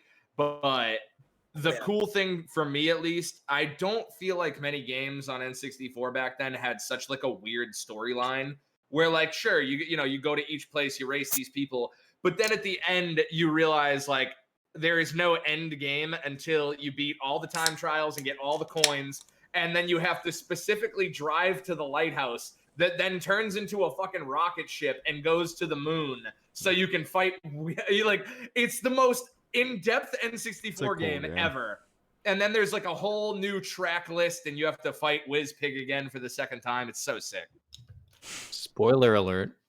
Yeah, thanks a lot, dude. Yeah, you don't kill him the first time. The game only came out in like 98. Yeah, we're gonna have to. The motion of the glasses whipping off was the best part of that whole thing. I saw that happen live. Oh man, Diddy Kong. Oh god, I'll go all night. Really didn't mean to. Well, I'm gonna have to download Clone Hero now, and the other one. Wait, the DIY one you said you made was what was it called? It's called House Show Hero, but I don't think it's as a public link right now. But I can send it to you, and also you can just DM me any questions about Clone Hero. Oh, that'd be sick for you. Oh yeah. Are you where you want to be? On that. Wait, sorry, what? Are you where you want to be, or are you frozen in your lease, acting off emotion, stripped of serotonin? That is definitely going to be the Beatles. It's something that I know, so it's not. They don't exist, dude. Fuck. Oh right. It's who was in that movie? Brant. If I know. The Probably love interest in that movie, she was like super famous, I guess, and I had never heard of her until then. But she's very cute. She's got a. This is the love interest in Yesterday. Yeah. It's like the real plot of the movie. She loves him the whole time. She loves him the whole time while he's like a nothing, and then he becomes famous with the Beatles songs, and he forgets about her. And is it Lily James as Ellie Appleton? Yeah. Fucking, I don't even want to watch that movie. Yeah, I'm not gonna lie. We've talked about it twice, but I still wouldn't recommend it. I don't care what anybody says. I still wouldn't recommend it. I'll recommend Home Alone 3. Oh god damn it! I've seen that so many times, dude. Me too. I had it on a portable DVD player. Isn't Scarlett Johansson the older sister in that one? What? Okay, now I need to Google. Right? She's in one of the Home Alones as the older sister. No bullshit. They made 4, right? 3. Okay. I have a fun fact about Home Alone 2. Apparently, streaming services have edited out Donald Trump's part, and at my job, we have copies of Home Alone 2, and they literally sold on our online store immediately. Oh my god. That's crazy. Because people just need it, apparently. They need the original. Are you looking this up? Was it Home Alone 3? Was that right? Scarlett's first act in a movie called Wait, 1 second. Sorry. She was in Home Alone 3. Okay. All right. I thought so. I remember it because I remember being a child and being like, wow, that girl's really pretty. And then I saw her later on and she was a huge movie star because, again, she's extremely pretty. But very talented actress. But, I mean, come on. She's How old is she? I mean, I'm just being honest. Home Alone. You can't look like that and not be a fucking movie star. Come on, dude. Home Alone. It's like Ryan Reynolds is the flip side. You can't look like Ryan Reynolds and not be in a fucking movie, dude. Come on. But Ryan Reynolds is actually funny too. Ryan Reynolds is hilarious. Scarlett Johansson's a great actress. It's not like she's fucking, I don't know. Who's a really beautiful actress that sucks? Paul Rudd, extremely handsome, just gets downcredited for his fucking. Paul Rudd's awesome, dude. I love everyone loves Paul Rudd, dude. Literally everyone. He just seems like the guy you'd want to have a beer with. Wait a minute. Seriously. Wait. Should talk about Paul Rudd not filling out his role. Scarlett Johansson was born in 1984, and Home Alone 3 came out in 1997. So that means she was like 14 in Home Alone 3? Sounds about right. No, that is right. The kid was probably 6 or 7. She doesn't look very cute. I wish I could share my screen because she's, I mean, the thing is, she's 14-year-old. So like, well, yeah, I mean, I must have been 9 or 10 when I saw that. So, but I think I had a crush on her too, is what I'm saying. Right. And I was like up to 9 or 10. So hey, the Bubbles wants to be in the podcast. Yo. Oh, bye, Bubbles. She's going to chew in your cord. And she's going right for the power strip, dude. She knows. I swear to God, I start playing one game of League of Legends and 16 seconds into the game, she goes right over to it. She's like, get this shit out of here. He's not looking at me. She just rips the thing right out. It's hysterical. So nobody got that lyric. It was VCR 666 by Charmer. Oh my fucking god. I don't listen to enough Charmer, honestly. I'm ashamed. Oh, of really? myself. Oh man, I'm so just ashamed. musically, I guess obviously I shouldn't assume, but I guess musically, after listening to All You Admire, I would think you guys would listen to Charmer. You guys have a very similar.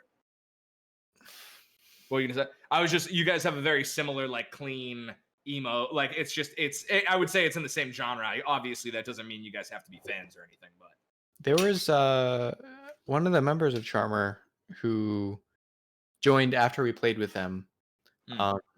But they reached out to us on Instagram recently, and it was pretty sick. And I was like really grateful for that. But yeah, they're all wicked cool dudes. We're big fans of them as people. What's that? One of the member that reached out to us like snow skates, which is like, oh, it's Zach. Yeah. Oh yeah, Zach. So yeah. Wait, so you know. Oh yeah, the snow Zach skates is yeah. We follow them. He's like the nicest dude in the world. I talked to him and Dave like actually, I mean a pretty good amount, I guess, but they're just like the nicest dudes on the fucking planet, and they're super, super cool. But the snow skating shit, I skate. I'm not good, but I absolutely love skating. So seeing him fucking doing snow skateboard slides, trays out, I'm just like, oh, cool. He can do what I can't do on a board with no fucking wheels. In snowy predicaments. Whatever, dude. I don't get it. He does throw down, man. He's nasty. Do you guys skate at all? Have you ever skated? I've tried to over my entire life and I can't. But I gave up in my adult life. Last time I tried to like actually skate was like I was probably 17 and I'm 23. 23. It gets more dangerous. Do you guys go to school together? You've known each other for a while, or? Wait, Jake, wait. He's calling you out. Oh, I was just gonna say that when you lived here for a while, I'm pretty sure you left a skateboard here. I have that in the garage right now, so I think you still have that. Oh my That's god, like $200. That's awesome. No, because you skated in the music video for Second Chances. Yeah, I did. Nice. So you were at least 20 there. I was 20. Wow. Yeah. Now I'm 23, like an old man. What was I gonna say? Making us all feel old. What were you gonna say? Wait, do you skate? Have you skated ever? Oh yeah, what I was gonna say was I don't skate, but I remember being like 14 and trying to learn how to ollie, and I could not figure it out. So my brother and I, we literally would go play Tony Hawk Pro Skater 3 and freeze the frame on replay mode to try to see like when they jump. Nice. Nice. Because we didn't have YouTube, we had no way to look it up. Dude, there's gotta be. You could have Googled. Could have gone on AskJeeves.com. I could have asked Jeeves how to ollie. My brother locked me out of the house until I learned. That's what happened. Starting knowledge. Wait. I'd like to rewind to Lee saying that your brother locked you out of the house. He showed me how to do it for like 15 minutes, and then I couldn't do it, and then he just went in the house, locked the door on me, and I was like, okay, well, I guess I have to learn now. I guess it's time. It wasn't pretty, but I eventually learned. Right. Hours later, he got the ollie, and he begged at the door for scraps of crumbs for food. Please.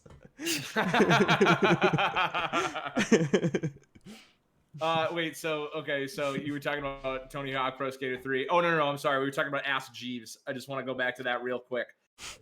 Ask Jeeves was a service where you asked a virtual fucking butler to Google shit for you. And I will never understand how they sold that company for like... They sold that company for like $4 million, the Bubbles.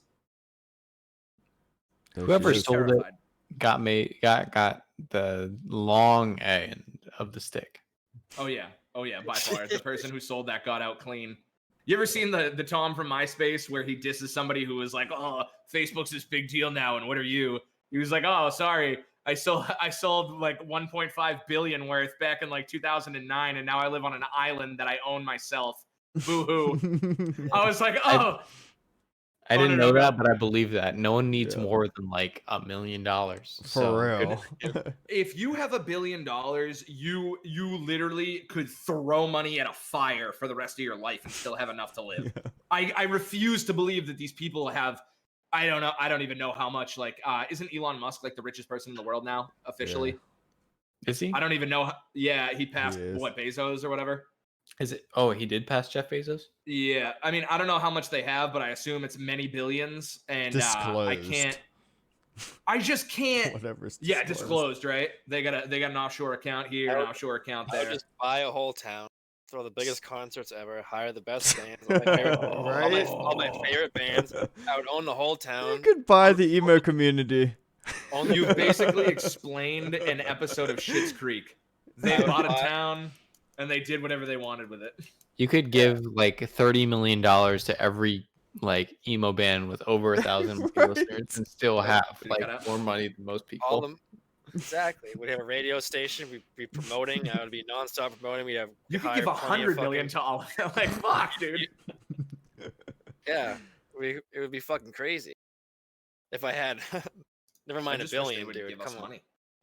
People would give. I wish people would give us. I just wish they would give me money because if they have all of it, why can't I have some of it? Yo.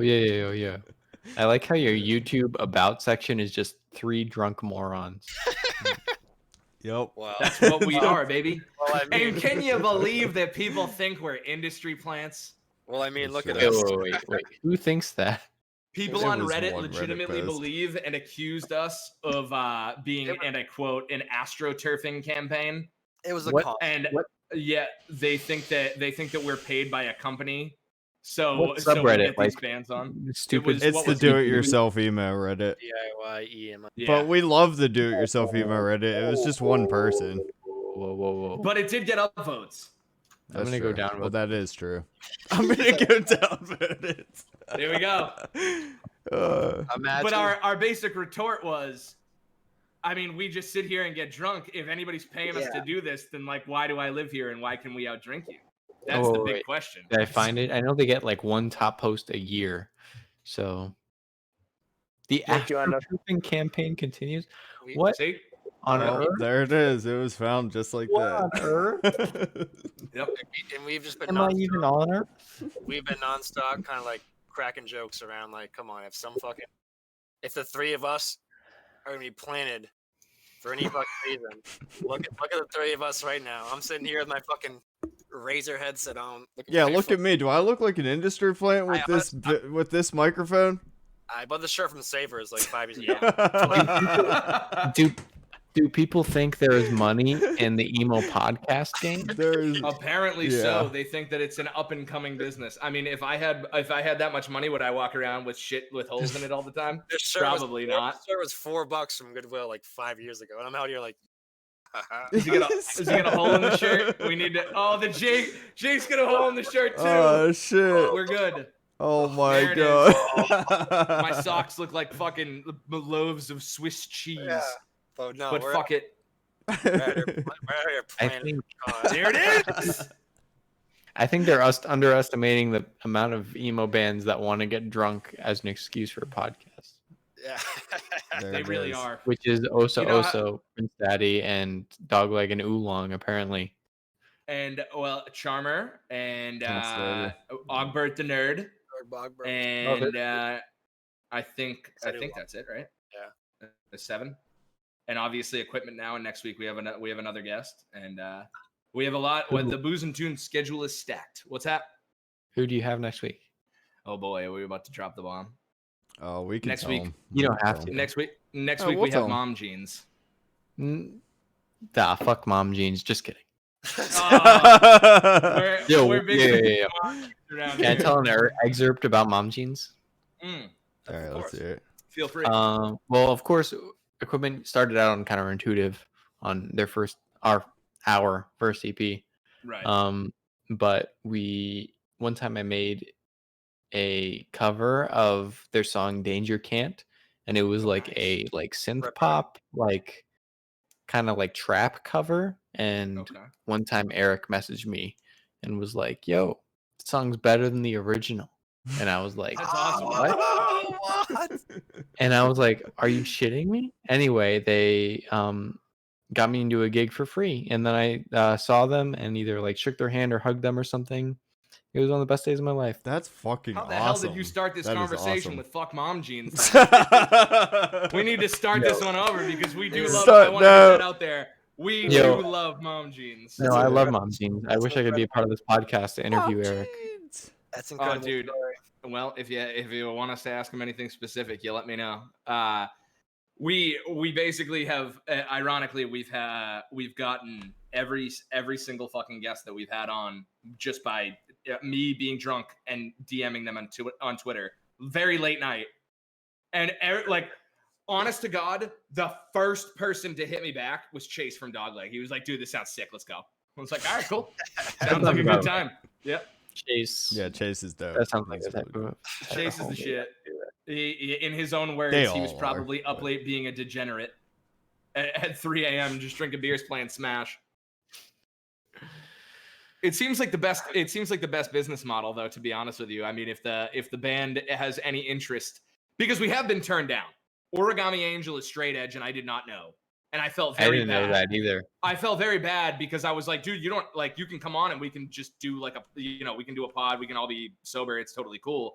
But they call Ryland right now. Just kidding. No, it was just, I felt bad. I didn't want them to feel weird or pressured. You know what I mean? I didn't want them to have to get on here and just deal with 3 drunk morons the whole time. Plug. But yeah, no, that was the only time that it was well, I don't think we would fit your mold very well. And that was, obviously disheartening. We love Origami Angel. I know you guys have performed with them a few times. You guys big fans of them? Oh yeah, I currently have Ryland locked in to play my wedding. No, that's fucking awesome. That's so awesome. Cool, dude. One day. Is so cool. Are you? Oh wait. Are you engaged, or is this a plan, or is this just? We're not yet, but we've talked about it. Okay. Also, maybe Ryland Chatterbot was very, very kind. We used to play Minecraft together on the Discord server for Chatterbot Records. Hell yeah! And I mean, besides that, we're just friends, and we don't talk that often, but every time we do, it's we're just chilling. So, well, hey, tell him we'll do a Gami podcast and we'll all be sober for him. I can't imagine going from being a small band to being a huge band in like 2 seconds. Yeah, they blew up harder than most bands. They're obviously problematic and warning, but their rise was only compared to maybe Jank, because it just happened. It happened, and then it was just fucking boom. I mean, they got voted #1 album of the year on Reddit Emo. Origami Angel did. I mean, I know they released like Gen 1, 2, and 3 all within however many years, but it just seems like they just power out music, and it is. I mean, it's always fantastic. Yeah. But no.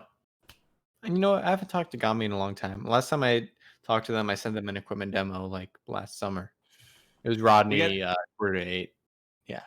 We got any new equipment coming out soon? What do we got here? I don't know. We're planning on like I keep taking on like projects. Oh shit. Yeah. How are you not? Why aren't you like sitting at the drum set film? Like what? That's such an ill room. Oh man. Is this where you guys jam? It's all the amps.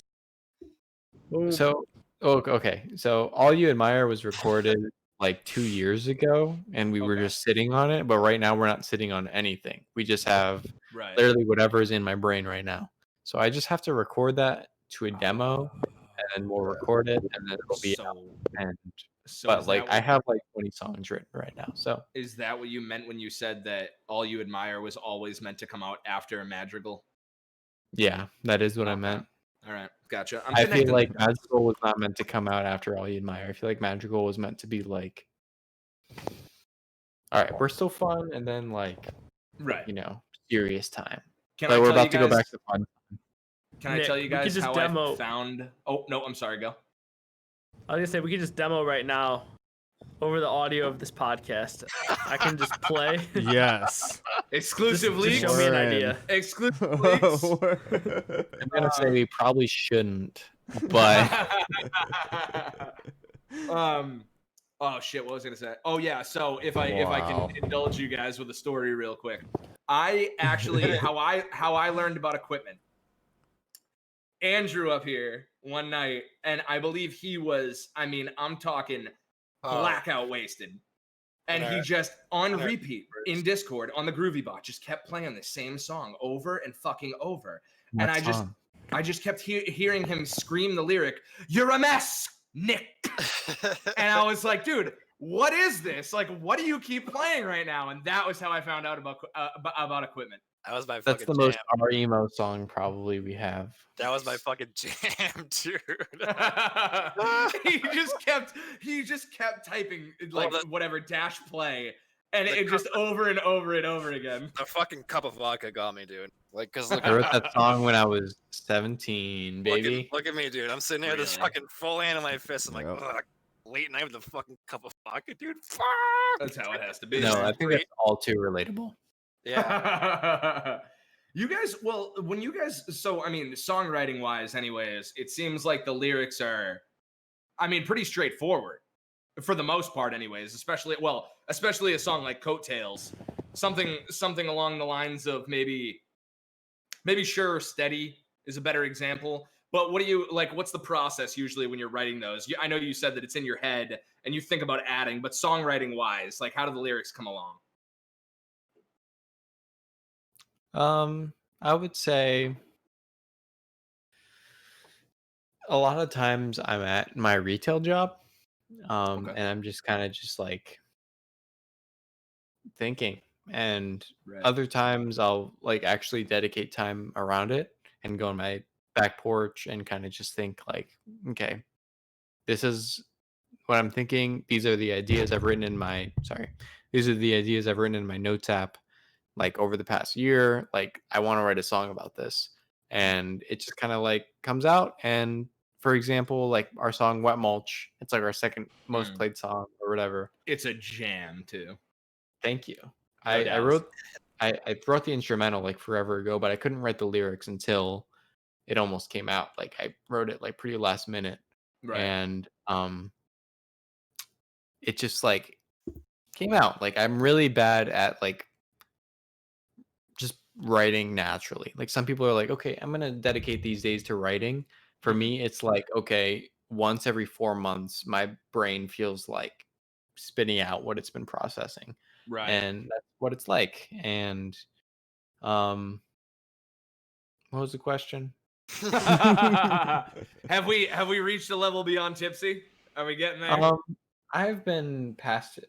Okay, the main thing on the top of my brain is I have to pee really bad.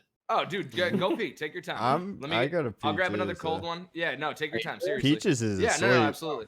Yeah, dude, if she's asleep, That's we're crazy. good to go. Yeah. Well, she's finally not barking at me for 6 days straight.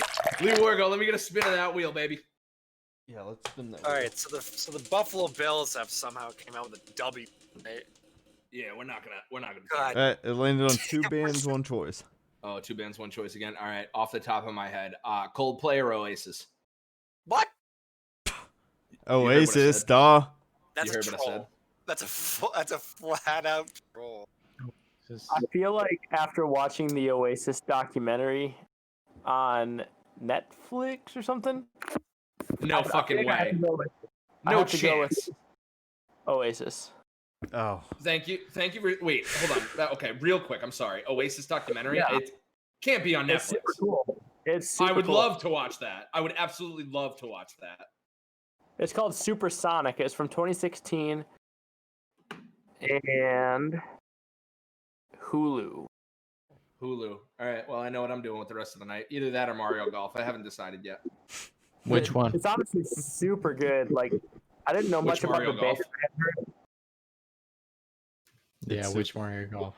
It's the N64 one. Honestly, I think Toadstool Tour was a complete and total, just absolute mockery of the amazing game that they made.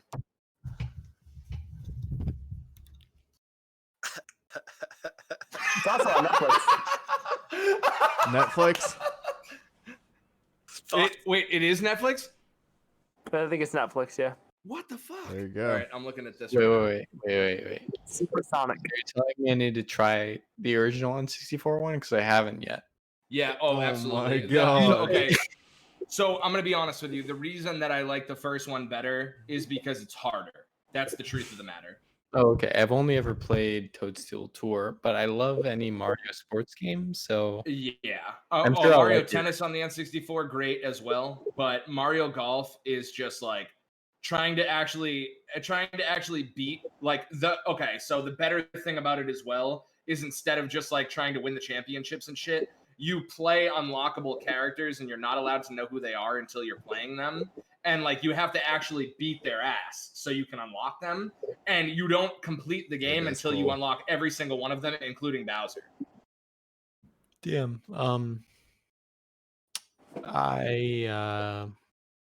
It sounds fun. One time I went to my friend's house in like kindergarten. Oh, nice controller. One time I went to my friend's house and he had Mario Golf, and I was like, as you play, like in my mind, in my 5-year-old mind, I was like, golf is like mature. Like I pictured like Mario with like a fucking like suit on, like golfing, and I was like, that's hilarious. My intro to Mario Golf is probably why I have such a deep love for it. I remember very, very, very vividly when I was like maybe 5 or 6. Christmas in a stocking, my brother got the Mario Golf like cartridge, and we were like, wow, this thing looks so cool. What the fuck is this? Like, we didn't even have an N64. And my mom was like, oh, run in the bedroom. And there's a fucking N64 there. And we were like, yo, time to play some motherfucking Mario Golf, baby. And I mean, I was garbage. I lost probably every match. So later in life, I came back and I made sure that I could dunk my older brother in Mario Golf. And shout out to Peach because I'm calling him out. I'll beat your ass any day and you know it. He still plays, but he only plays Toadstool Tour. What's his name? Toadstool. Well, his name's Paul. His nickname was PJ. I call him Peach. Oh, okay. Yeah. Like G. I thought you said Peach, and I thought you would just beat him in Mario Golf with Peach. He's beating his dog in golf. Wow, good job, dude. The completely ridiculous part is people always think I'm saying Peach, and then I end up with a dog named Peaches, and I didn't even think about it. So everybody always thinks I'm talking about my dog when I'm talking about my brother. Happens every time. If y'all are going through our YouTube after, he's on the first 2 or 3 episodes? He's on the first few. My brother, I mean, he looks identical to me, just with short hair. Before we invited bands on, we were just shooting the shit with us and friends, but he's on the first few of those. It's on our YouTube. We were just talking about like the new music that came out and shit. Yeah, literally going down like Spotify top tracks, listening to every new thing that came out, going through every album that came out. Until Dogleg. And since Dogleg, we've just been chaining together fucking sick bands like y'all. Sick bands. This is the best way to do it, though. Dude, you look like you're ready to record right now, and I wish that whole studio setup was just ready to yam for us. Maybe in the future. What? Me? Yeah. Live podcast. Well, you went from sitting down to showing us the whole studio to standing up, and now I see the mic behind you in very plain sight, and it's a very unfair way to tease me, dude. Oh hell yeah! No, I would very much like to do live sessions down here. That'd be awesome. I think it's possible. I gotta do some practice and shit, but I think I could make it so that way you could like live stream video and audio. Yeah, but be sick. Yeah. That'd be sick, dude. Wait, so where did you guys, I say just do it. You said, just fucking do it. I thought you guys said that you recorded your Minecraft in your basement. Mm-hmm. Oh, okay. So you have recorded shit like at least down there that you've released. Yeah. Well, yeah. You guys can... not for equipment. Waving, I recorded the whole EP at home and we sent it out to get mixed. Oh, awesome. But I've recorded other people and I've recorded some of my other bands and just other friends and stuff. Wait. What did you have prepared for Waving? I really, you know what? We should just get it all out here. Yeah, I know this podcast is going on like an hour, 2 hours. He's had it built up. Like, yep. We can answer for Jacob for sure. You can answer for. Are you? Oh, were you asking me? Yeah. What's going? I mean, what I know about Waving is that from a quote that you guys said, Nick was usurped for lead vocalist as it always should have been. You guys said this. What'd you say? It was me. Oh, okay. So that band has been around for how long? Okay, so 2017. Equipment and Waving. I'm sorry. Waving's precursor, Woodpecker's Past, existed simultaneous to Equipment. Okay. And then Jacob started Waving while in Equipment. And Waving has always had songs. We've always played shows that were like Waving songs are like super good. They're not like worse than Equipment. They're just like they also exist. And we finally put out our first EP as Waving this past September or August. And yeah, I like the narrative where Jacob is just like held captive by me as like, right. lead songwriter, and yeah, that's it.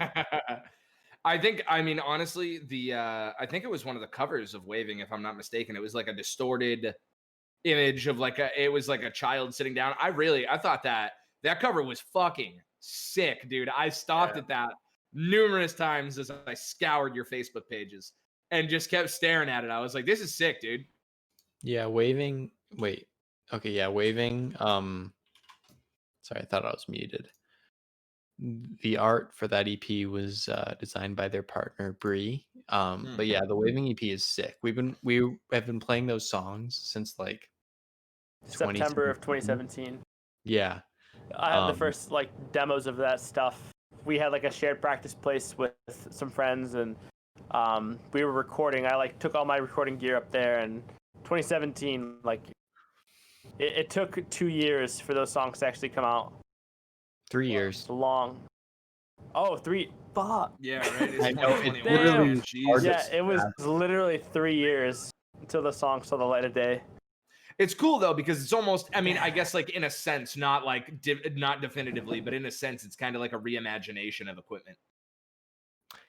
Yeah, it's like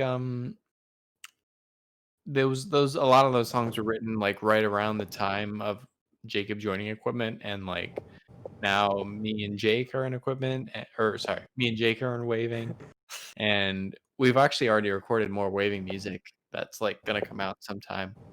But like we see those two existing at the same time, and also my other band Loser Camp that I have with my partner Sam.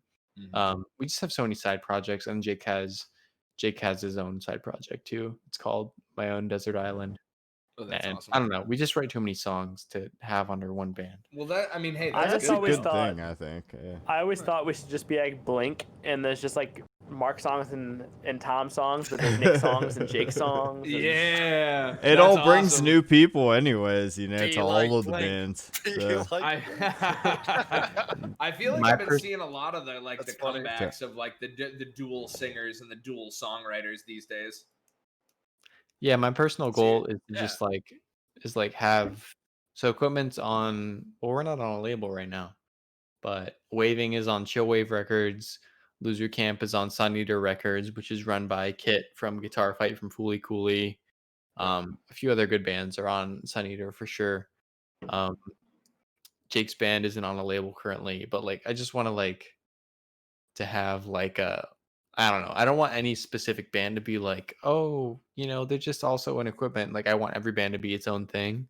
Right. So like to have that kind of like monopoly, but not like really monopoly would be like pretty funny. Oh, 100%. Is Sun Eater also? Is it Oolong that's on Sun Eater as Oolong's well? on Sun Eater. Yeah. Okay, I thought so.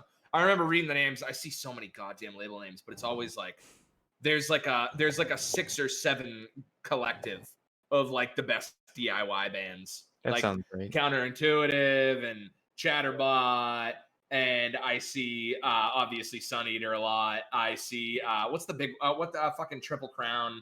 Triple Crown's a big one, yeah. Yeah, like even Epitaph. I know pretty much new style anyways. They only really have Remo Drive, but those are the names that I see get thrown around the most. Oh yeah, Remo Drive. I think The World is on Epitaph. Are they're currently on Epitaph? I think their last record came out on Epitaph. I'm pretty sure. Okay. I honestly didn't one of the members of The World is ran a label for a short while that actually I believe Prince Daddy was signed to. Yes. But they left. I forget what it's called. The World is. Yeah. It was Broken World Media, and Broken World label. That was it. That was on Prince Daddy, and they fucking crashed and burned because of reasons. Okay, fair enough. It seems like they have a lot to do with you guys work with Chris, and I know what was the other one that we interviewed another band who worked with at least one of the members of The World is. They seem to have a hand in like a lot of the DIY community, which is it's cool. I love The World is. They've been like mainstays in just the DIY scene for like at least a decade. Damn, has it been that long, dude? I'm feeling old. Yeah, are you guys both 23? No, Jake's older than me. 26. 26. Okay, so you and Andrew are like the same age. I just turned 25, and Lee's the old man. I'm an old man. Sick. I'm planning ahead for Equipment albums, and I'm just thinking about when I'm going to be 24 and 25 and stuff, and like I just can't fathom it. Well, it comes at you fast, man. Really no does. offense. No, it comes at you fast because it flows. It flows very quickly from 21 to 25. There's really no. You just part the months and the years, but are you just lotioning up?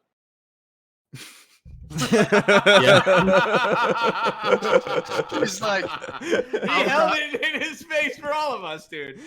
He knew what he was doing. Don't you do that. I'm not ready to turn 25.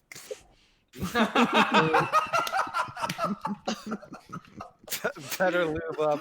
Oh my god. Oh man. All right. Is this the longest episode so far? I think it is. Yeah. I think Ogbert might actually still be longer. This might be longer. I think it is. Really? Charmer was 2 hours and like 10 or 15. This is probably the longest. Longest podcast. It's not a bad thing. It's just smooth. That's the best thing possible. None of these are like forced or anything. It's just we just hope you guys are having fun. That's the real thing of it. Dang, I wish Jacob was here. No, your mic's muted. You're talking, but your mic's muted. Oh, happy anniversary. Oh yeah, Jake, your mic's muted. Are they talking to someone else? Oh, you're talking to. He might be talking to someone else. Your mic's muted. Wait. Oh, there it is. Wait. Oh, you muted yourself again. There it is. I am what the kids call a noob. I'm the kid. You know what? Well, we have just figured out that this is the longest running Booze and Tunes podcast. Not only am I going to give it a Booze and Tunes exclusive, I'm going to need a wheel spin from you, Lee Wargo. All right, Oh, I'm going to throw up, y'all. Nah. What if it lands on shotgun? We've had people throw up on the podcast before, so you would not. Yeah. We're not necessarily allowed to say. We're because it's not on the podcast, if you know what I mean. It landed on trivia. What? It landed on trivia. Well, let's get. Oh, well, he's taking a shot anyway, so let's get an all drink before we get that in. Let's go. I'll crack a cold one for that one. That's the ticket. Oh, gee. I can hear you if that's what you're asking. Alphabet backwards. Go. Huh? Dude. Zeta, beta, theta. Anyone that asked that as a dickhead, for real, I don't care. I literally couldn't fucking tell you that if I was stone cold sober on my best day with 6 cups of coffee. Not a chance. Hold on. ZYX WVUT SRQP ONMLKJIHFUCBA. That couldn't have been all of them. There's more than that, right? That's all of them. It feels like it. I promise you, I have that shit backwards all day long. Why? I don't understand. It's only 26 letters. You know it forward. You can know it backwards. Yeah, but that means that you have actually spent time figuring out the alphabet backwards and understanding in what fashion they go. It took an hour tops, half hour tops. Half hour tops. You split up in split it up into like 6 letters. I'm not gonna learn how to say the alphabet backwards. You're distracting me. I hate this. Can we move on? I'm never gonna actually need to say them backwards. It's all right, we're good. All right. We'll go. All right. We have a mute still. I don't know if it's I don't think they're trying to talk though at the current moment. All right. Jake, you're still muted, just so you know. There it is. I think all right. Quippy's a little slippy. Are we back on? Does misery business start with the word woe or well? I'm gonna guess well. Well. I'm saying whoa. It's woe. False. Sure it is. That was a trick question. The official lyrics are whoa, well, I never meant to. Break. Well, you know what, Haley? Never meant to break. Any Linkin Park fans in here? Damn, someone make that mashup. Dude. Yeah, Chester had such a good view as well. Like I was gonna bring this up earlier. He had a really good view on like bands changing their sound. He was like, "Oh, so say you're drinking water, but it's actually vodka. But you like vodka. You just thought that you were drinking water." It's such a good fucking whatever it's called analogy. Is that what it's called? I think that the best showing of like actually changing your music and maintaining like absolute relevancy is probably Panic at this point, because they've changed their sound so many goddamn times, but every single time it's a hit. Now, not to say that it's the best music that they've ever made, but it's always a hit. I mean, you can say, I Write Sins Not Tragedies, and then like 9 in the Afternoon, And then, I mean, I don't know. What was the new one? Death of a Bachelor or whatever it is? Is that what it's called? I just know they're on like League of Legends soundtrack mode now. You don't know the huge, it was the huge song that they had like a year ago. He had to sound I can't think fucking of it. Taylor Swift. I mean, Panic? Brendan Urie was on a Every Time I Die song. It was pretty sick. Mm-hmm. That surprises me like a lot. It's on Every Time I Die's most recent album, which is like 2017, but he did guest vocals. And at least it being recent makes more sense. He's done like a shitload of feature work as long as the past few years go. I mean, just off the top, I remember Taylor Swift and Lil Dicky, and he was doing DuckTales theme song, I guess, a few years ago. Oh yeah, he did. That was awesome. He has such a great voice, man. I'm a big fan of Brendan Urie. He's a talented motherfucker, dude. He is. The girls with the bodies like boys with. Good Charlotte. Ferrari. Yep. What'd you say? Ferraris. Yeah. He knew them both. How the fuck do you know Good Charlotte that well? What? I said, how do you know Good Charlotte that well? Oh, that album fucking smokes, dude. Come Break Me Down. Bury Me. Yeah. That's definitely 30 Seconds to Mars. Nick, what is that? Video for a second. That's right. Yeah. Yep. Yeah. I actually watched a live video of that the other day, and it was really funny because I don't know if you guys are huge 30 Seconds to Mars fans. I'm not. Yeah. I know like that song and maybe like one other, but Jared Leto, I'm sure you guys are familiar with at least not as an actor either. No, that guy sucks. Oh, why? Because he sucks. Oh, Attack! Man. Runaway Hall Attack? Crazy. Oh. He's alright, I guess. Well, I think honestly, after Requiem for a Dream and Mr. Nobody, he really had me as an actor. And I didn't even know he was in a band until later on. And then I found out it was 30 Seconds to Mars. But I watched a video the other day of him performing it live acoustically. An actor first? No, it was like the same time, really. He was an actor first, but he started into music. Not really. Like pretty soon after. He was an artist. He started into acting on TV when he was a kid, when he was in like 86, and then he formed 30 Seconds to Mars like before he was like super, super famous. He wasn't a real actor. He was a real actor?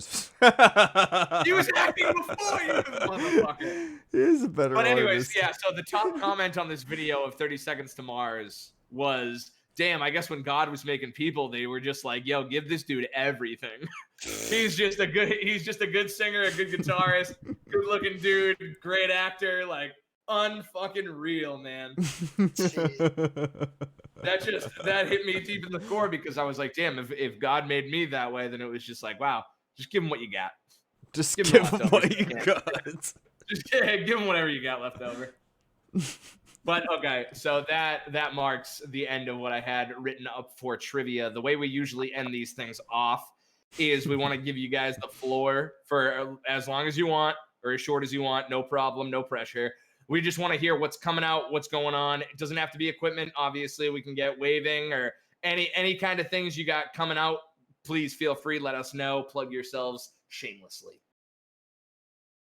Go ahead, Jake. I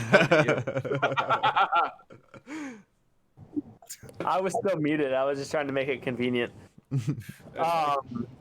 Waving just recorded 4 songs that will be coming out this year. My side project, I've got a single and a demo EP tape that's going to be coming out. And the name of that? The name of the demo? Or the band, the demo? Oh, yeah, My Own Desert Island. And it's just demos of 2020. And I just have 3 things that Nick dubbed on a tape that I'm going to be putting out. I've got a single with a video that'll be coming out pretty shortly. And that's about it. Working on that's awesome. Please keep us posted on that one because I will be looking out for that one. Nick, anything to add to that? Yeah, everything Jake said. I have another band with my partner called Loser Camp. It's called at loser_camp. At loser_camp. On Twitter and Instagram. Let me make sure that's true. We're gonna be giving out the @ to somebody else. Yeah, looking up right now. Yep, that's true. Okay, loser_camp. And that's songs I have with my partner. We just put out an EP in October or November. Okay. Oh, wait. So same time as All You Admire? This past we one? put it out like a few weeks before All You Admire. And then obviously equipment_Ohio, and we're on Spotify as Equipment. And we're gonna put out a lot of new songs with all the bands we mentioned. And besides that, I would suggest playing the game Resident Evil, the first one, and the second one. Yes, dude. And all of them. Honestly, they're all pretty good. Keep rolling. Give me all the shout outs you got it, dude. What other games should I play? Well, I recently played Evil, dude. I did play Revelations too recently. Is that an arcade platform or like PS1? Wait, which one? Resident Evil 1. Resident Evil 1? It was on the PS1, but I played the Nintendo DS port. Okay. And what else? That's a throwy, dude. That game slapped. Mad Zombie. Oh yeah, all of them. Mad Zombie. That game slapped. You know what? Just like play some video games. You know what? Play every video game. Jake, what games do you play? You playing anything? No, nothing. We convinced Jake to buy GTA 5 on PC this year, and then we didn't play it. Oh, we play GTA 5 all the time. I play it almost every day. No, I used to play it. I just don't play a lot of games. I Clone Hero. Clone Hero. I gravitate towards that. Fuck. Mario Party. Mario Kart. I'm pretty good at Mario Kart. I wish there was like a way to play like with your friends on your computer for Mario Party. Yeah. Def Jam, Streets of New York. Oh my god, let's fucking go, dude. The first one was great. Set coming the first at you. One was great too. Yeah. Jam? I forgot about that, honestly. Yeah, Def Jam. Oh yeah, well, Def Jam, and then Streets of Streets of New York had like Snoop Dogg as the boss. Didn't it have Exhibit in it? Oh my god. Exhibit, had like Bubba Sparks. Bubba Sparks. They had everybody in there, man. All right, well. Yeah. What were you saying? What's that? You're mixing up Def Jam Fight for New York and True Crime Streets of New York. Oh, I played both of those. Those are both great games, though. Fight for New York was the Def Jam one. NBA Street, though. Oh, dude, if I could play, oh my god, I'm downloading a fucking emulator right now. NBA Street, though. I have to play Clone Hero. I have to watch Supersonic the documentary. I have to play whatever the fuck you just said and find a way to play Mario Party all tonight before I go to sleep. So. NBA Street. NBA Jam. All right. Well, thank you guys so much for joining us. Yeah, we hope you enjoyed yourselves. And before you guys go, can we get one big fuck SeaWorld? Fuck SeaWorld and their unethical treatment of animals. We will never let this die. Fuck SeaWorld. Again, thank you guys so much. Three fucks. 3 fucks. Fuck SeaWorld. Fuck and if you Spotify playlist. Yeah. And what was the other one? What was the first one? Merchcore. Fucks Merchcore. And if you guys ever want to have your other bands on here for your new releases, just let us know. Yeah. We'll do. We will probably do that this year. All right. Love. Hope you guys have a great night. Thank you so much for having us. Yeah. Love. Good night. Hey, I was wondering if you could give me a ride all the way to the top. I'll be grateful. Oh,